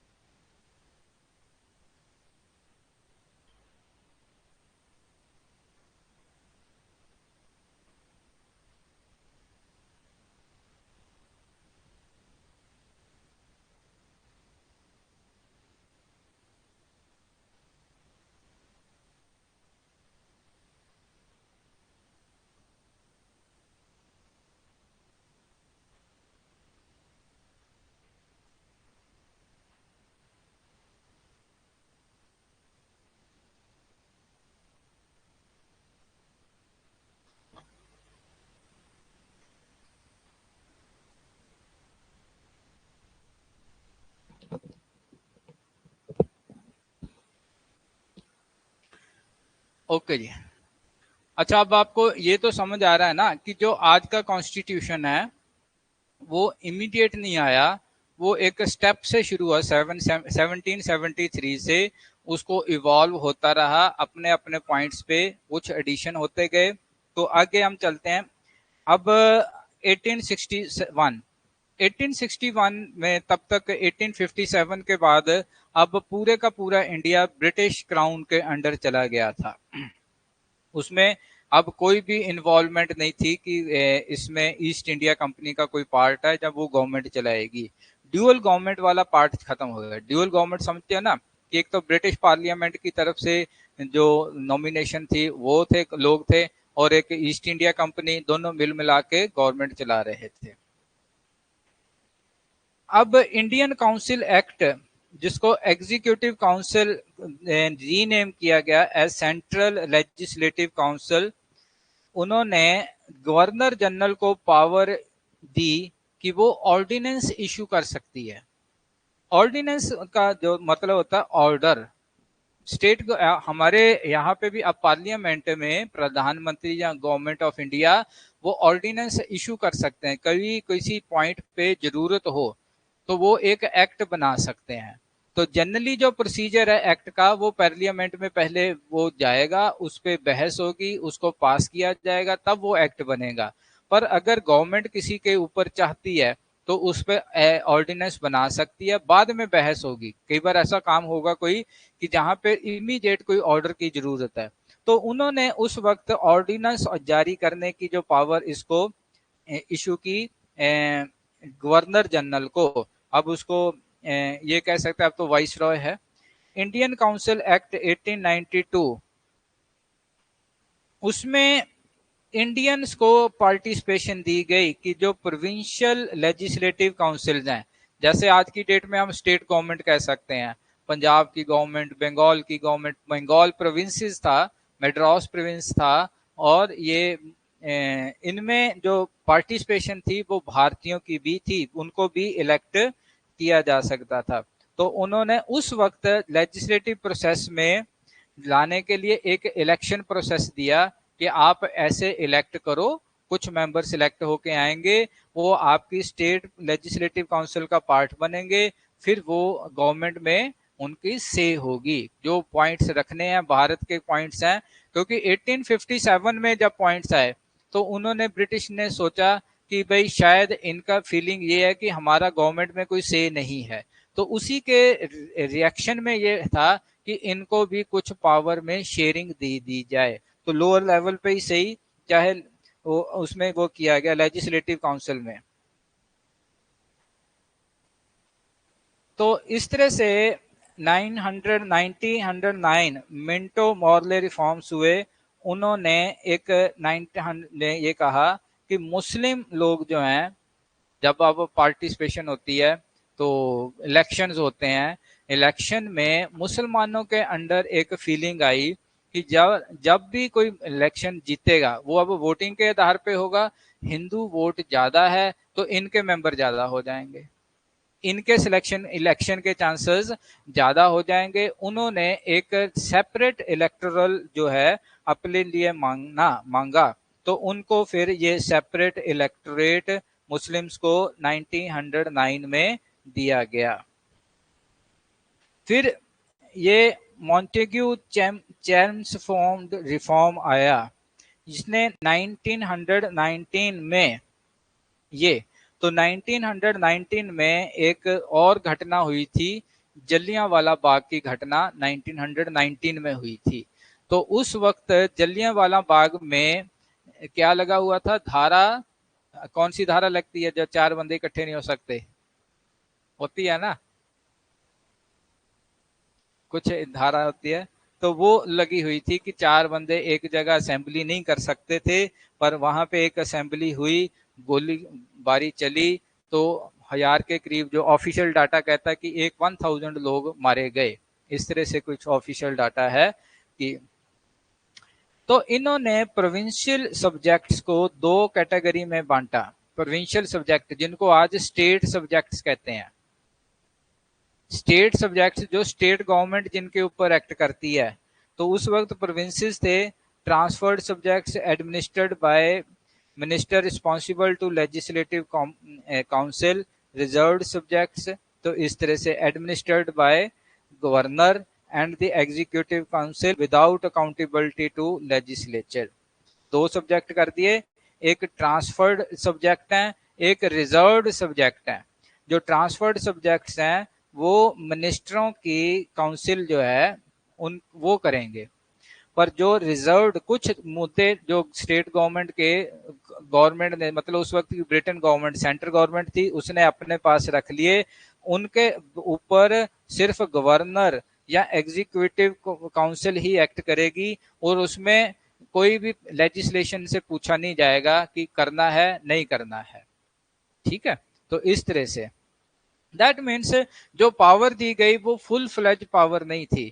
आज भी आप देखोगे इंडिया का जो फेडरल सिस्टम है, हम पढ़ेंगे फेडरल सिस्टम के बारे में, तो उसमें स्टेट्स को कुछ पावर्स दी गई हैं, पर उनकी एक लिमिटेशन है, वो उन लिमिटेशन के अंडर ही कुछ एक्ट कर सकती हैं। जैसे एजुकेशन है, एजुकेशन पे स्टेट भी करती है और सेंट्रल गवर्नमेंट भी लेजिस्लेशन ला सकती है। ठीक है, स्टेट गवर्नमेंट भी लेजिस्लेट, तो उनकी अपनी अपनी पावर्स है। तो Indian legislature realised only later 1935 act, तो 1935 तक चले गए। 1935 में क्या हुआ, इंडियन एक्ट ऑफ 1935, इसमें जितनी भी भारत की प्रोविंशियल स्टेट थी और जितनी भी प्रिंसली स्टेट थी उनको प्रपोज किया गया, उनको प्रपोज किया गया कि ये अब इनको एक ऑल इंडिया फेडरेशन बना दी जाए, ऑल इंडिया। ठीक, प्रिंसली स्टेट्स को कहा कि आप हमारे साथ आना चाहते हो नहीं आना चाहते ये वॉलंटरली है, आपकी मर्जी है, आप हमारे साथ आओ या नहीं आओ। ठीक, तो मिनिमम रिक्वायर्ड नंबर जितने मतलब प्रिंसेस ने कहा, उन्होंने कहा कि कम से कम इतने राज प्रिंसेस जो हैं वो हमारे साथ आएंगे तो हम काउंसिल बनाएंगे, और प्रिंसेस ने कहा हमने इस फेडरेशन में जाना नहीं है, तो वो काउंसिल जो थी फेडरेशन थी वो एग्जिस्टेंस में ही नहीं आई। ये एग्जिस्टेंस की बात हो रही है 1935 में।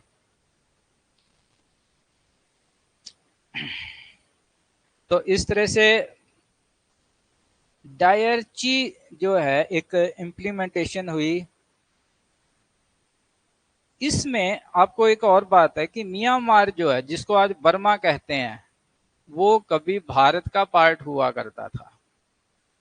पाकिस्तान का तो पता है ना, पाकिस्तान का तो पता है हमें, बांग्लादेश का भी पता है, पर जो म्यांमार को इंडिया से सेपरेट जो है 1935 में कर दिया, वो एक अलग कंट्री है, बुद्धिस्ट कंट्री है वो।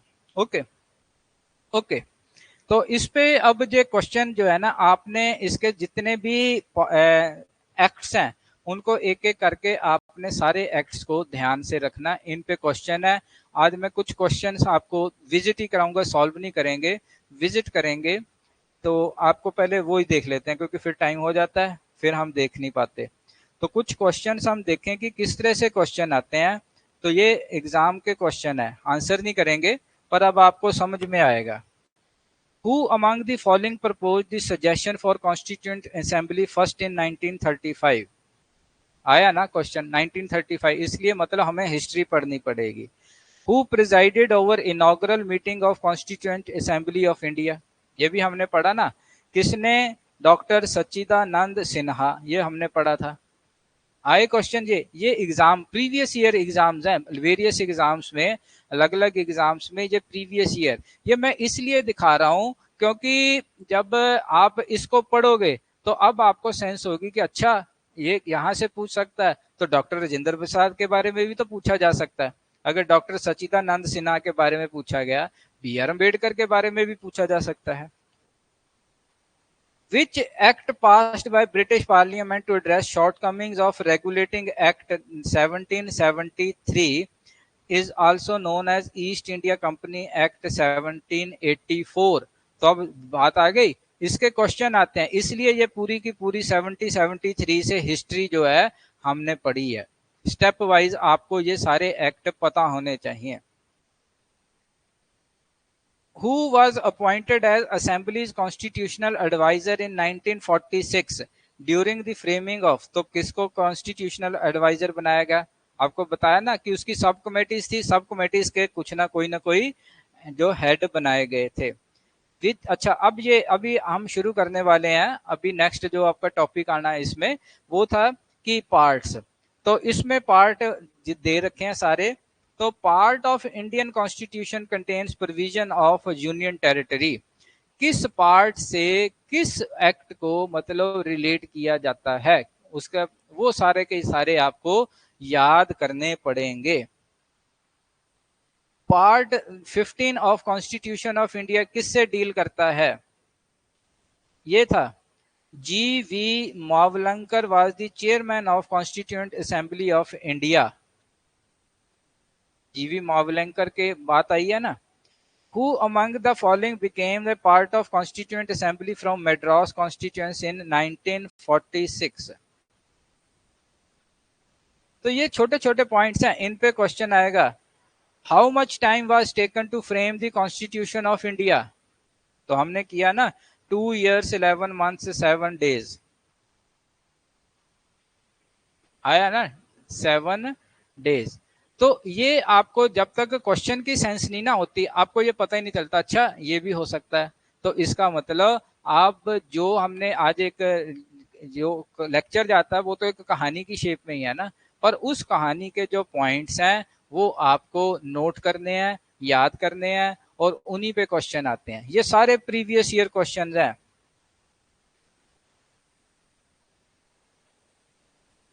ओरिजिनल टेक्स्ट जे आगे पढ़ेंगे of Indian constitution contained articles, part of constitution of India provides the freedom of trade and commerce with in the country, कौन सा पार्ट है?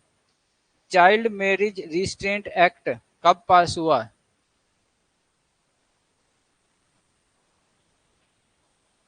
इन दी, अच्छा नेक्स्ट चैप्टर, ये पहले क्वेश्चन आ गया। Preamble of Indian constitution dash assures the dignity of the individual, dignity of individual. When did the drafting committee publish the first draft of Indian Constitution? तो first draft कब बना, इस पे भी question है। आए अब समझ में? अब आपको माइंड में सेंस आ रही कि अगले जो जितने लेक्चर हम पॉलिटिकल के जाएंगे उनमें आपने किस गहराई तक पढ़ना है। और ये जो आप लगा लोगे 6th स्टैंडर्ड से लेके 10th स्टैंडर्ड तक की तो है ही है, सिविक्स है ही है, पर उसके अलावा भी थोड़ी थोड़ी जनरल अवेयरनेस की चीजें और हैं जिनको हमने देख के चलना है। From which country has the concept of martial law which restricts the fundamental rights borrowed? Martial law कहाँ से, कॉन्सेप्ट कहाँ से आया? तो हमारे जो संविधान पे यूके का, जापान का, यूएसएसआर के कॉन्स्टिट्यूशन का भी प्रभाव है। उनसे कौन कौन सी बातें ली गई हैं ये भी हमने स्टडी करनी है। और देखें, अच्छा ये नेक्स्ट है प्रीएम्बल कॉन्स्टिट्यूशन, ये सेकंड चैप्टर आएगा। तो इसका ये मेरे क्वेश्चन सॉल्व तो बाद में करेंगे, पर आपको आपको ये सेंस हो गई कि भाई जो भी हम पढ़ रहे हैं उनमें से क्वेश्चन बने हुए हैं। और पॉलिटिकल जो है आप इसको बड़ी अच्छे से आराम से तसल्ली से इसको पढ़ो, कोई ऐसा नहीं है कि ये डिफिकल्ट है, पता नहीं कितनी डिफिकल्ट हो गई। आप इसको पढ़ोगे, छोटे छोटे पॉइंट्स हैं वो अपने आपको समझ में तब बैठेंगे जब आप इनको याद करोगे। तो अब यहाँ पे आया ना parts of Indian constitution. Indian constitution को पार्ट्स में डिवाइड किया है। हाँ जी, मैसेज आ रहा है 344 कर्म टिल्लो 144, ठीक है जी 144। धारा 144, धारा 144 लगती है। क्या होती है धारा 144? डिप्टी कमिश्नर को राइट है, डिप्टी कमिश्नर डिस्ट्रिक्ट में कहीं पे दंगा, कोई फसाद, कोई गड़बड़ होने वाली हो तो वो धारा 144 लगा देता है। फिर वहां पे 4 आदमी इकट्ठे होके कोई मीटिंग नहीं कर सकते, तो उनको अलग अलग कर दिया जाता है। ओके। इंडियन कॉन्स्टिट्यूशंस को बहुत से पार्ट में डिवाइड किया गया है। पार्ट 1, इसमें आर्टिकल 1 to 4 ये डील करता है what is the territory of India. Territory of India कौन सी है? एडमिशन एंड एस्टेब्लिशमेंट और फॉर्मेशन ऑफ न्यू स्टेट्स, नई स्टेट्स कैसे बनाएंगे? गवर्नमेंट ऑफ इंडिया बनाती है ना, कोई स्टेट्स हैं, कितनी स्टेट्स बनी आज़ादी के बाद? पहले पंजाब था, पार्टीशन के बाद 2 पार्ट में बना गया, फिर उसके बाद पंजाब, हरियाणा, हिमाचल यूटी में था, हिमाचल को फिर बनाया गया है, यूटी से वो स्टेट बनी है, और अभी भी तेलंगाना बनी है, इसको स्टेट से यूटी बनाया गया है, जम्मू एंड कश्मीर और लद्दाख को। तो वो part 2, articles 5 to 11 it covers citizenship. Citizenship पे भी एक बड़ा मुद्दा उठता रहता है, सिटीजनशिप है ना। अभी एक रूल जो एक्ट था उसमें अगर कोई पाकिस्तान, अफगानिस्तान, बांग्लादेश से कोई हिंदू मुसलमान छोड़ के बाकी सारी कम्युनिटीज ला लो, वो सारे अगर भारत में आना चाहते हैं तो उनको सिटीजनशिप अलाउ की जाएगी। कोई हिंदू है, जैन है, सिख है, पाकिस्तान में है, पर इतने सालों बाद भी अगर वो वहाँ यहाँ पे आना चाहते हैं तो it is allowed in that. तो उसके ऊपर भी फिर थोड़ा सा एक विवाद हुआ, आपने सुना होगा। विवाद में मेन पॉइंट ये था कि आप भारत के कॉन्स्टिट्यूशन में अगर कोई बना रहे हो तो उसमें इस धर्म के आधार पे डिस्क्रिमिनेट नहीं कर सकते, आप मुसलमानों को एक्सक्लूड नहीं कर सकते। तो उनका ये पॉइंट था कि एक्सक्लूड नहीं कर सकते, आप ये कहोगे कि जो इनसे लोग आना चाहते हैं वो इंक्लूडिंग मुस्लिम, इंक्लूडिंग अदर्स, वो वापस यहाँ पे आ सकते हैं। पर चलो वो एक अलग इशू है। तो दैट इज सिटीजनशिप। तो सिटीजन कैसे शिप देनी है, हमें कैसे सिटीजन, हम किसके सिटीजन हैं? भारत के हैं। आप आजकल लोग किसकी सिटीजन चाहते हैं? कनाडा की चाहते हैं, ऑस्ट्रेलिया की, अमेरिका की सिटीजन चाहते हैं, बहुत से लोगों ने ले भी ली है। ठीक है। पार्ट 3, आर्टिकल्स 12 to 35 जो हमारे फंडामेंटल राइट्स आए हैं वो पार्ट 3 में आए हैं। अब क्वेश्चन मैंने इसलिए क्वेश्चन पहले दिखाए कि अब कहीं पे क्वेश्चन आ सकता है कि पार्ट 3 किन से रिलेट करता है, तो आपको पता हो पार्ट 3 फंडामेंटल राइट्स से रिलेट करता है, पार्ट 2 किससे रिलेट करता है? वो सिटीजनशिप से करता है। पार्ट 4 36 to 51 ये directive principles of state policy, state की जो पॉलिसी बनती हैं उनके जो डायरेक्टिव प्रिंसिपल्स होते हैं, वो प्रिंसिपल्स जो किसी पॉलिसी को बनाने में डायरेक्शन देते हैं। ठीक है, कि जो पॉलिसी है उन प्रिंसिपल्स को ओवर रूल नहीं कर सकती, वो मेन है। तो उनसे डायरेक्टिव प्रिंसिपल्स हैं जिनमें पार्ट 4A जिसको 51A, इसको 42 अमेंडमेंट 1976 में डाला गया। इसमें duties of citizen of India. तो पार्ट 3 में जब बात हुई फंडामेंटल राइट्स की, तो पार्ट 4A में फंडामेंटल ड्यूटीज की बात हुई। हमें अगर संविधान ने, कॉन्स्टिट्यूशन ने कुछ अधिकार दिए हैं, राइट्स दिए हैं, तो हमें उसने ये भी कहा कि ये आपकी ड्यूटीज भी हैं। पार्ट 5 ये आर्टिकल 52 to 151 ये है focuses on government at union level. Union level क्या हो गया? सेंट्रल गवर्नमेंट को कहते हैं। वो एक स्टेट एग्जीक्यूटिव है, एक यूनियन एग्जीक्यूटिव है। सेंट्रल गवर्नमेंट पे किस तरह से गवर्नमेंट चलेगी? राज्यसभा होगी, लोकसभा होगी, पार्लियामेंट होगी, मतलब उसको पार्लियामेंट में 543 होंगे, कौन से मेजोरिटी में आएगा उसको प्राइम मिनिस्टर बनाया जाएगा। इस तरह से वो सारे रूल्स हैं। पार्ट 6 ये गवर्नमेंट एट स्टेट लेवल।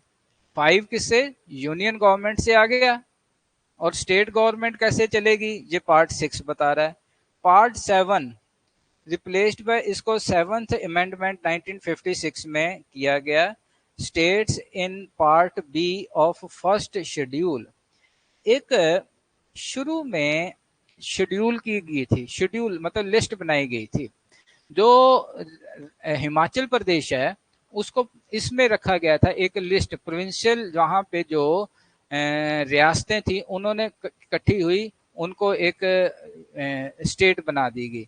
तो उसको एक लिस्ट में रखा गया था, लिस्ट बी। मतलब वो फुल फ्लैज स्टेट नहीं थी, बाद में उसको यूटी में कन्वर्ट कर दिया गया। फिर बहुत साल, 10 साल मेरे ख्याल से 71 में हुई, जो कुछ साल ये वो बनी, यूटी रही। फिर उसके बाद 1966 में पंजाब और हरियाणा अलग किए गए, और इसमें से कुछ जो पार्ट हैं, जो मतलब पंजाब के हिली एरियाज कह सकते हैं, कांगड़ा इधर, ये सारे, इनको कहाँ पे दे दिया गया, हिमाचल में इंक्लूड कर दिया गया। और 1971 में कब बनी है हिमाचल प्रदेश स्टेट, कब बनी है, हाँ जी कब बनी है, 25 जनवरी 1971 को ये स्टेट बन गई। ठीक है, तो ये पार्ट 7। अब ये यूनियन टेरिटरीज, एक दो स्टेट्स थी, पहले तो सेंट्रल गवर्नमेंट, यूनियन, उसके लिए यूनियन लेवल पे पार्ट 5, स्टेट लेवल पे पार्ट 6। जो इस तरह की स्टेट्स थी, जैसे हिमाचल गवर्नमेंट की मैंने आपको दिया है, उस वक्त लिस्ट बी में, पार्ट बी में पार्ट 7, और यूनियन टेरिटरीज जो थे वो पार्ट 8 में आए। तो पार्ट 9 ये रिपील्ड द 7th अमेंडमेंट, तो 7th अमेंडमेंट किया गया 1956 में, उसको रिपील किया गया, और territories in part D of first schedule and other territories, तो उसकी जो part A B C D, उनको भी उन्होंने किया पार्ट डी के साथ, पार्ट 9 है। पार्ट 10 ये शेड्यूल्ड एंड ट्राइबल एरियाज, जो ट्राइबल एरियाज हैं उनके साथ कैसे डील करना है। पार्ट 10 के बाद 11 relation between union and state, union और स्टेट के बीच में हमेशा क्या रहता है, अगर तो सेम गवर्नमेंट है फिर तो ठीक है, उधर ऊपर भी बीजेपी है, स्टेट में भी बीजेपी है, तो रिलेशन अच्छा रहता है। पर ऊपर एक है कांग्रेस है, नीचे बीजेपी है, तो उनमें कॉन्फ्लिक्ट्स रहते हैं। तो उन कॉन्फ्लिक्ट्स को कैसे दूर करना है, दैट इज पार्ट 11, उसके बारे में डिस्कशन की गई।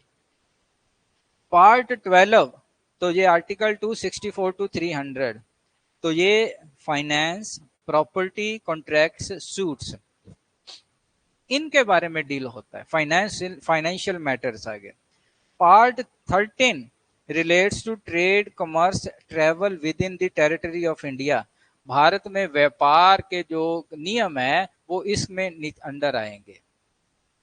Part 14 services under union and state, administrative, मतलब आप सर्विसेज को ले लो कि उनका जो एडमिनिस्ट्रेटिव ट्रिब्यूनल है वो किस तरह से होगा। तो इसमें with part 14A articles 323A and 323B, उनमें एडेड बाय 42 अमेंडमेंट इन 1976, ये है एडमिनिस्ट्रेटिव ट्रिब्यूनल्स।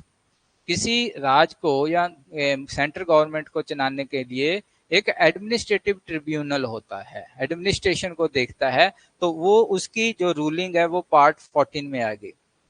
पार्ट 15 इलेक्शन कैसे होंगे, इलेक्शन कमीशन, भारत का जो इलेक्शन कमीशन है वो दुनिया के, ये आपको पता होना चाहिए, दुनिया के बाकी पार्ट से एक तरह से ये इंडिपेंडेंट है।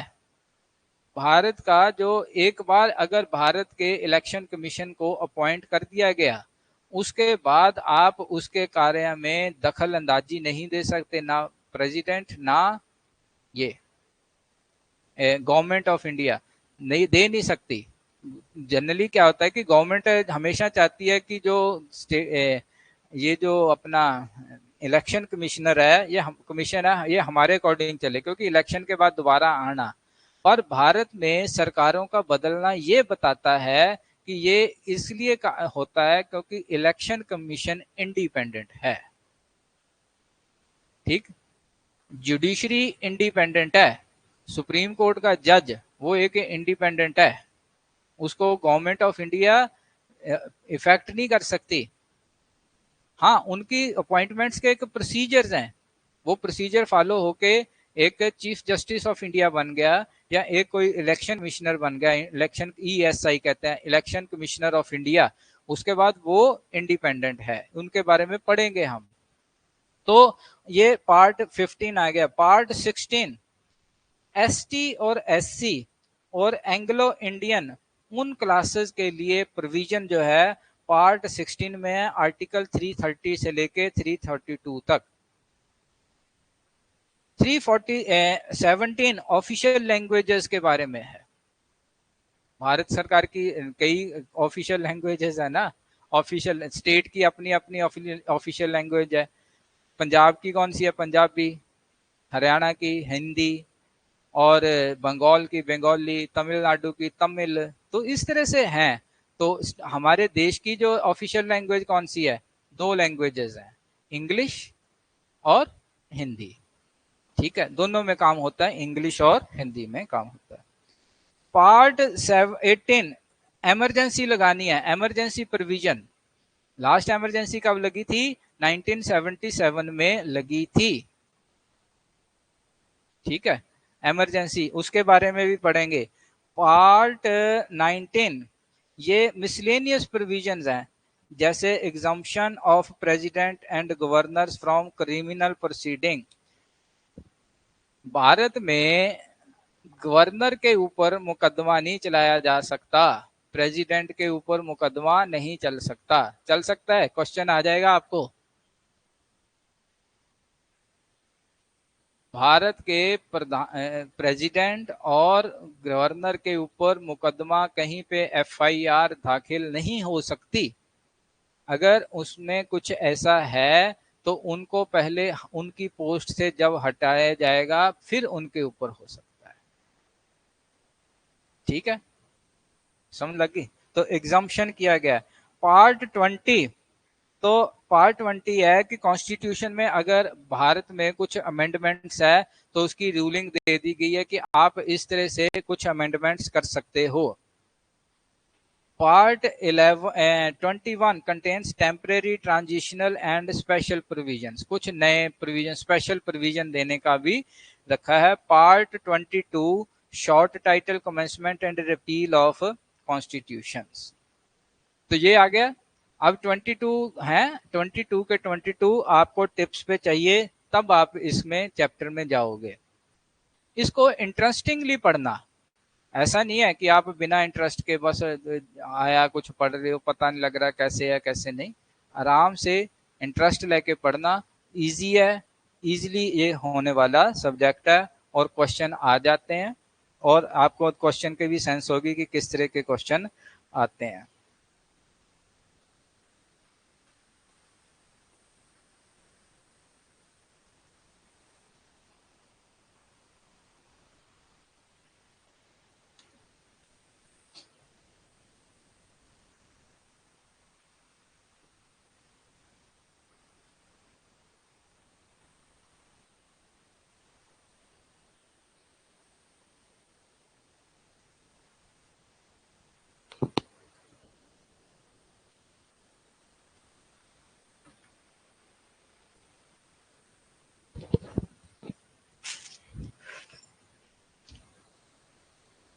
एक बार बार पॉइंट आता है, Indian constitution schedules.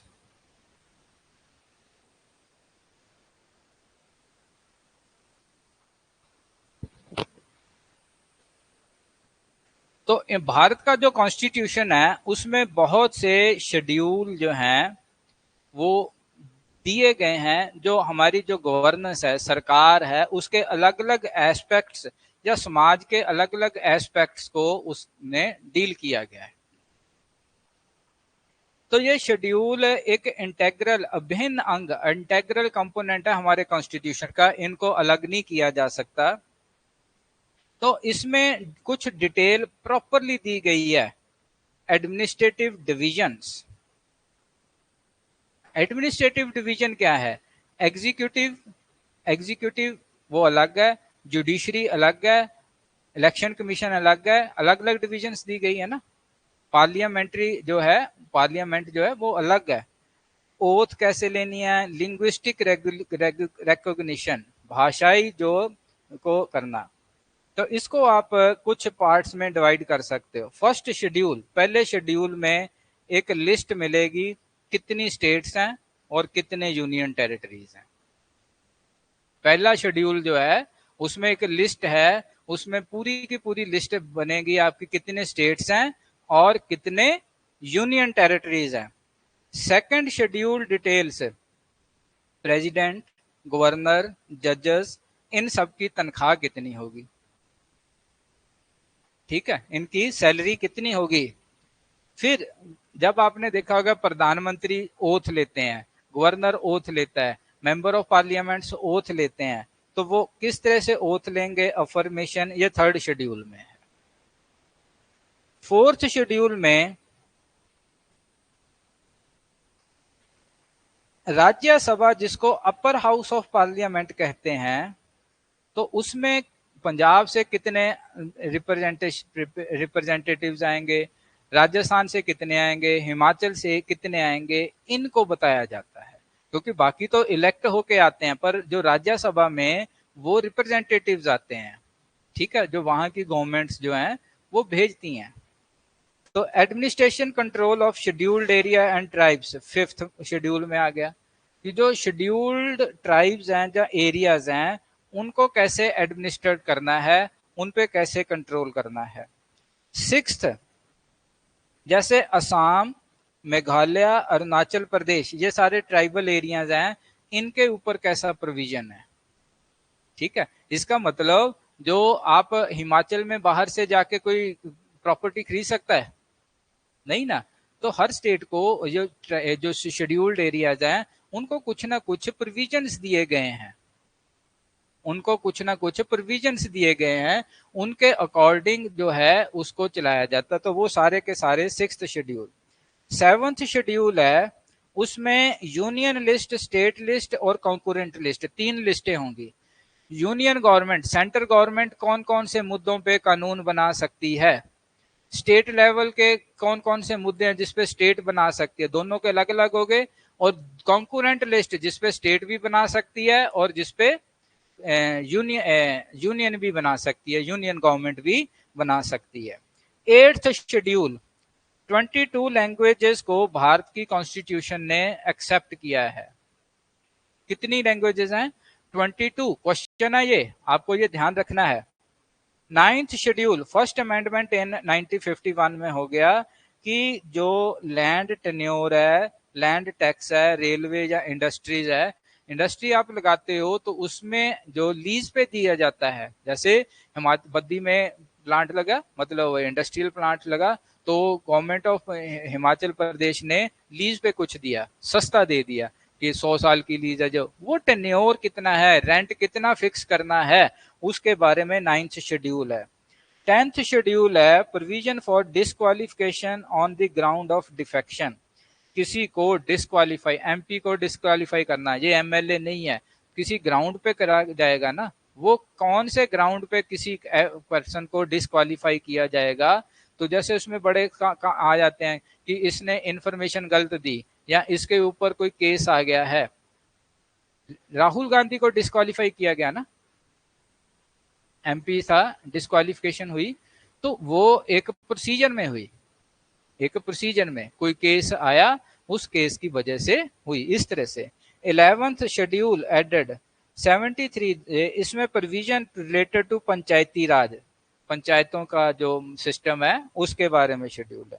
12th schedule जो है, प्रोविजन म्यूनिसिपल कॉरपोरेशन।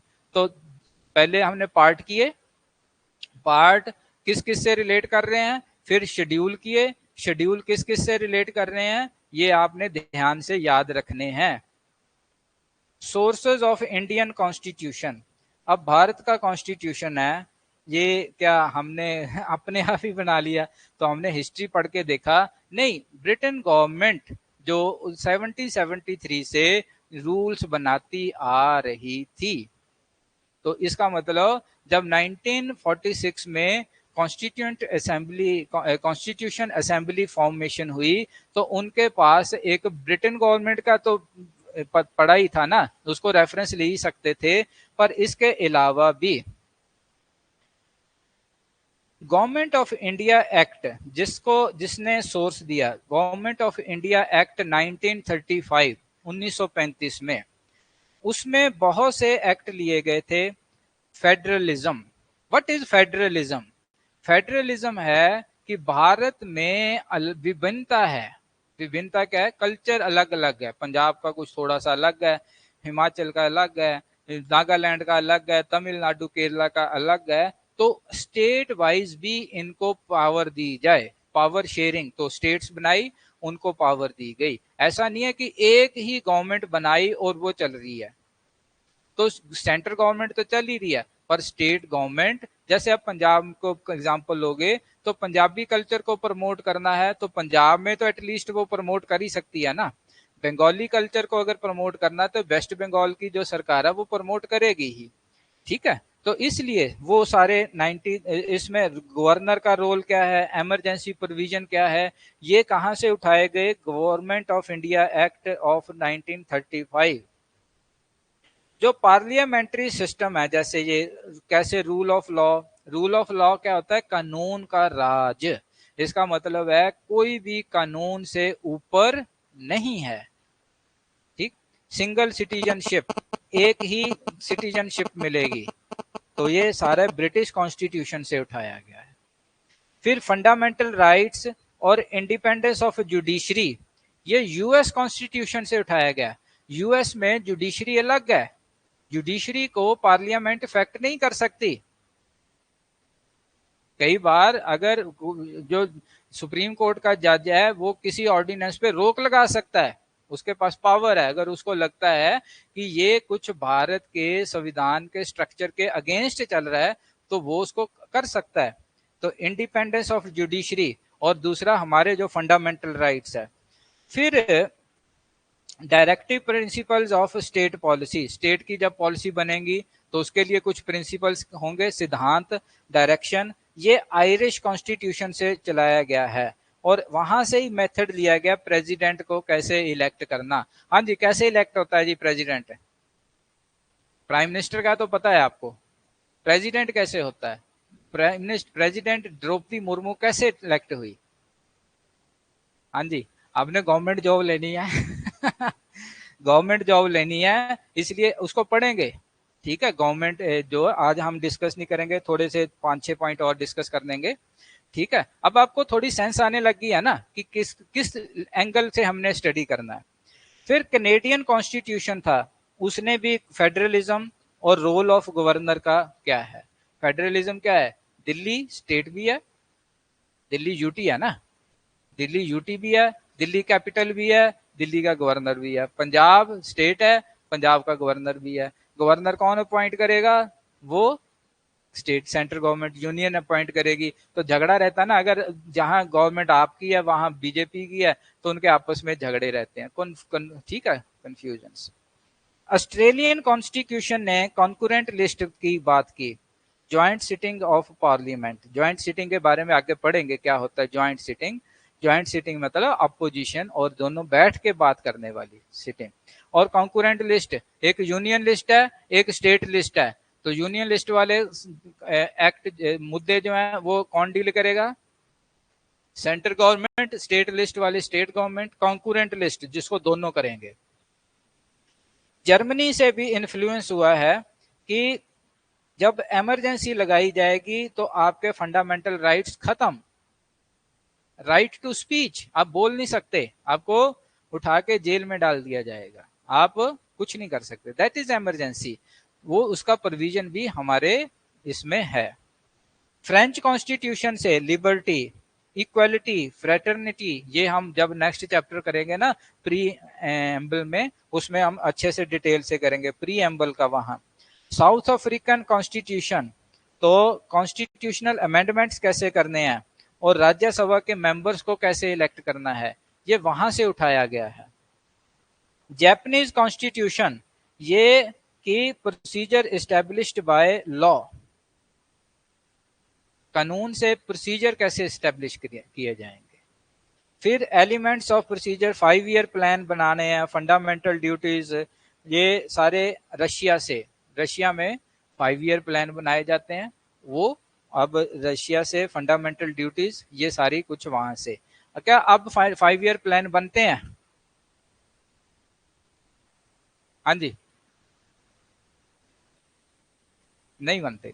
जब बीजेपी गवर्नमेंट ने इसको अबॉलिश कर दिया, अब 5 ईयर प्लान नहीं बनते, वो भी पॉलिटी का एक हिस्सा है। ओके स्टूडेंट्स, तो यहाँ तक हम आज फिनिश करते हैं। ये चैप्टर 1 हमने फिनिश किया, ठीक है। इसको पीडीएफ आपको मिलेगी, आपके व्हाट्सएप ग्रुप पे जाएगी, और आप इसको पढ़ना, ध्यान से पढ़ना, और जो पॉइंट्स हैं उनमें से अपने नोट्स वगैरह जो भी आप जैसे भी स्टडी कर रहे हो आप बना के करो। चलो जी, थैंक यू।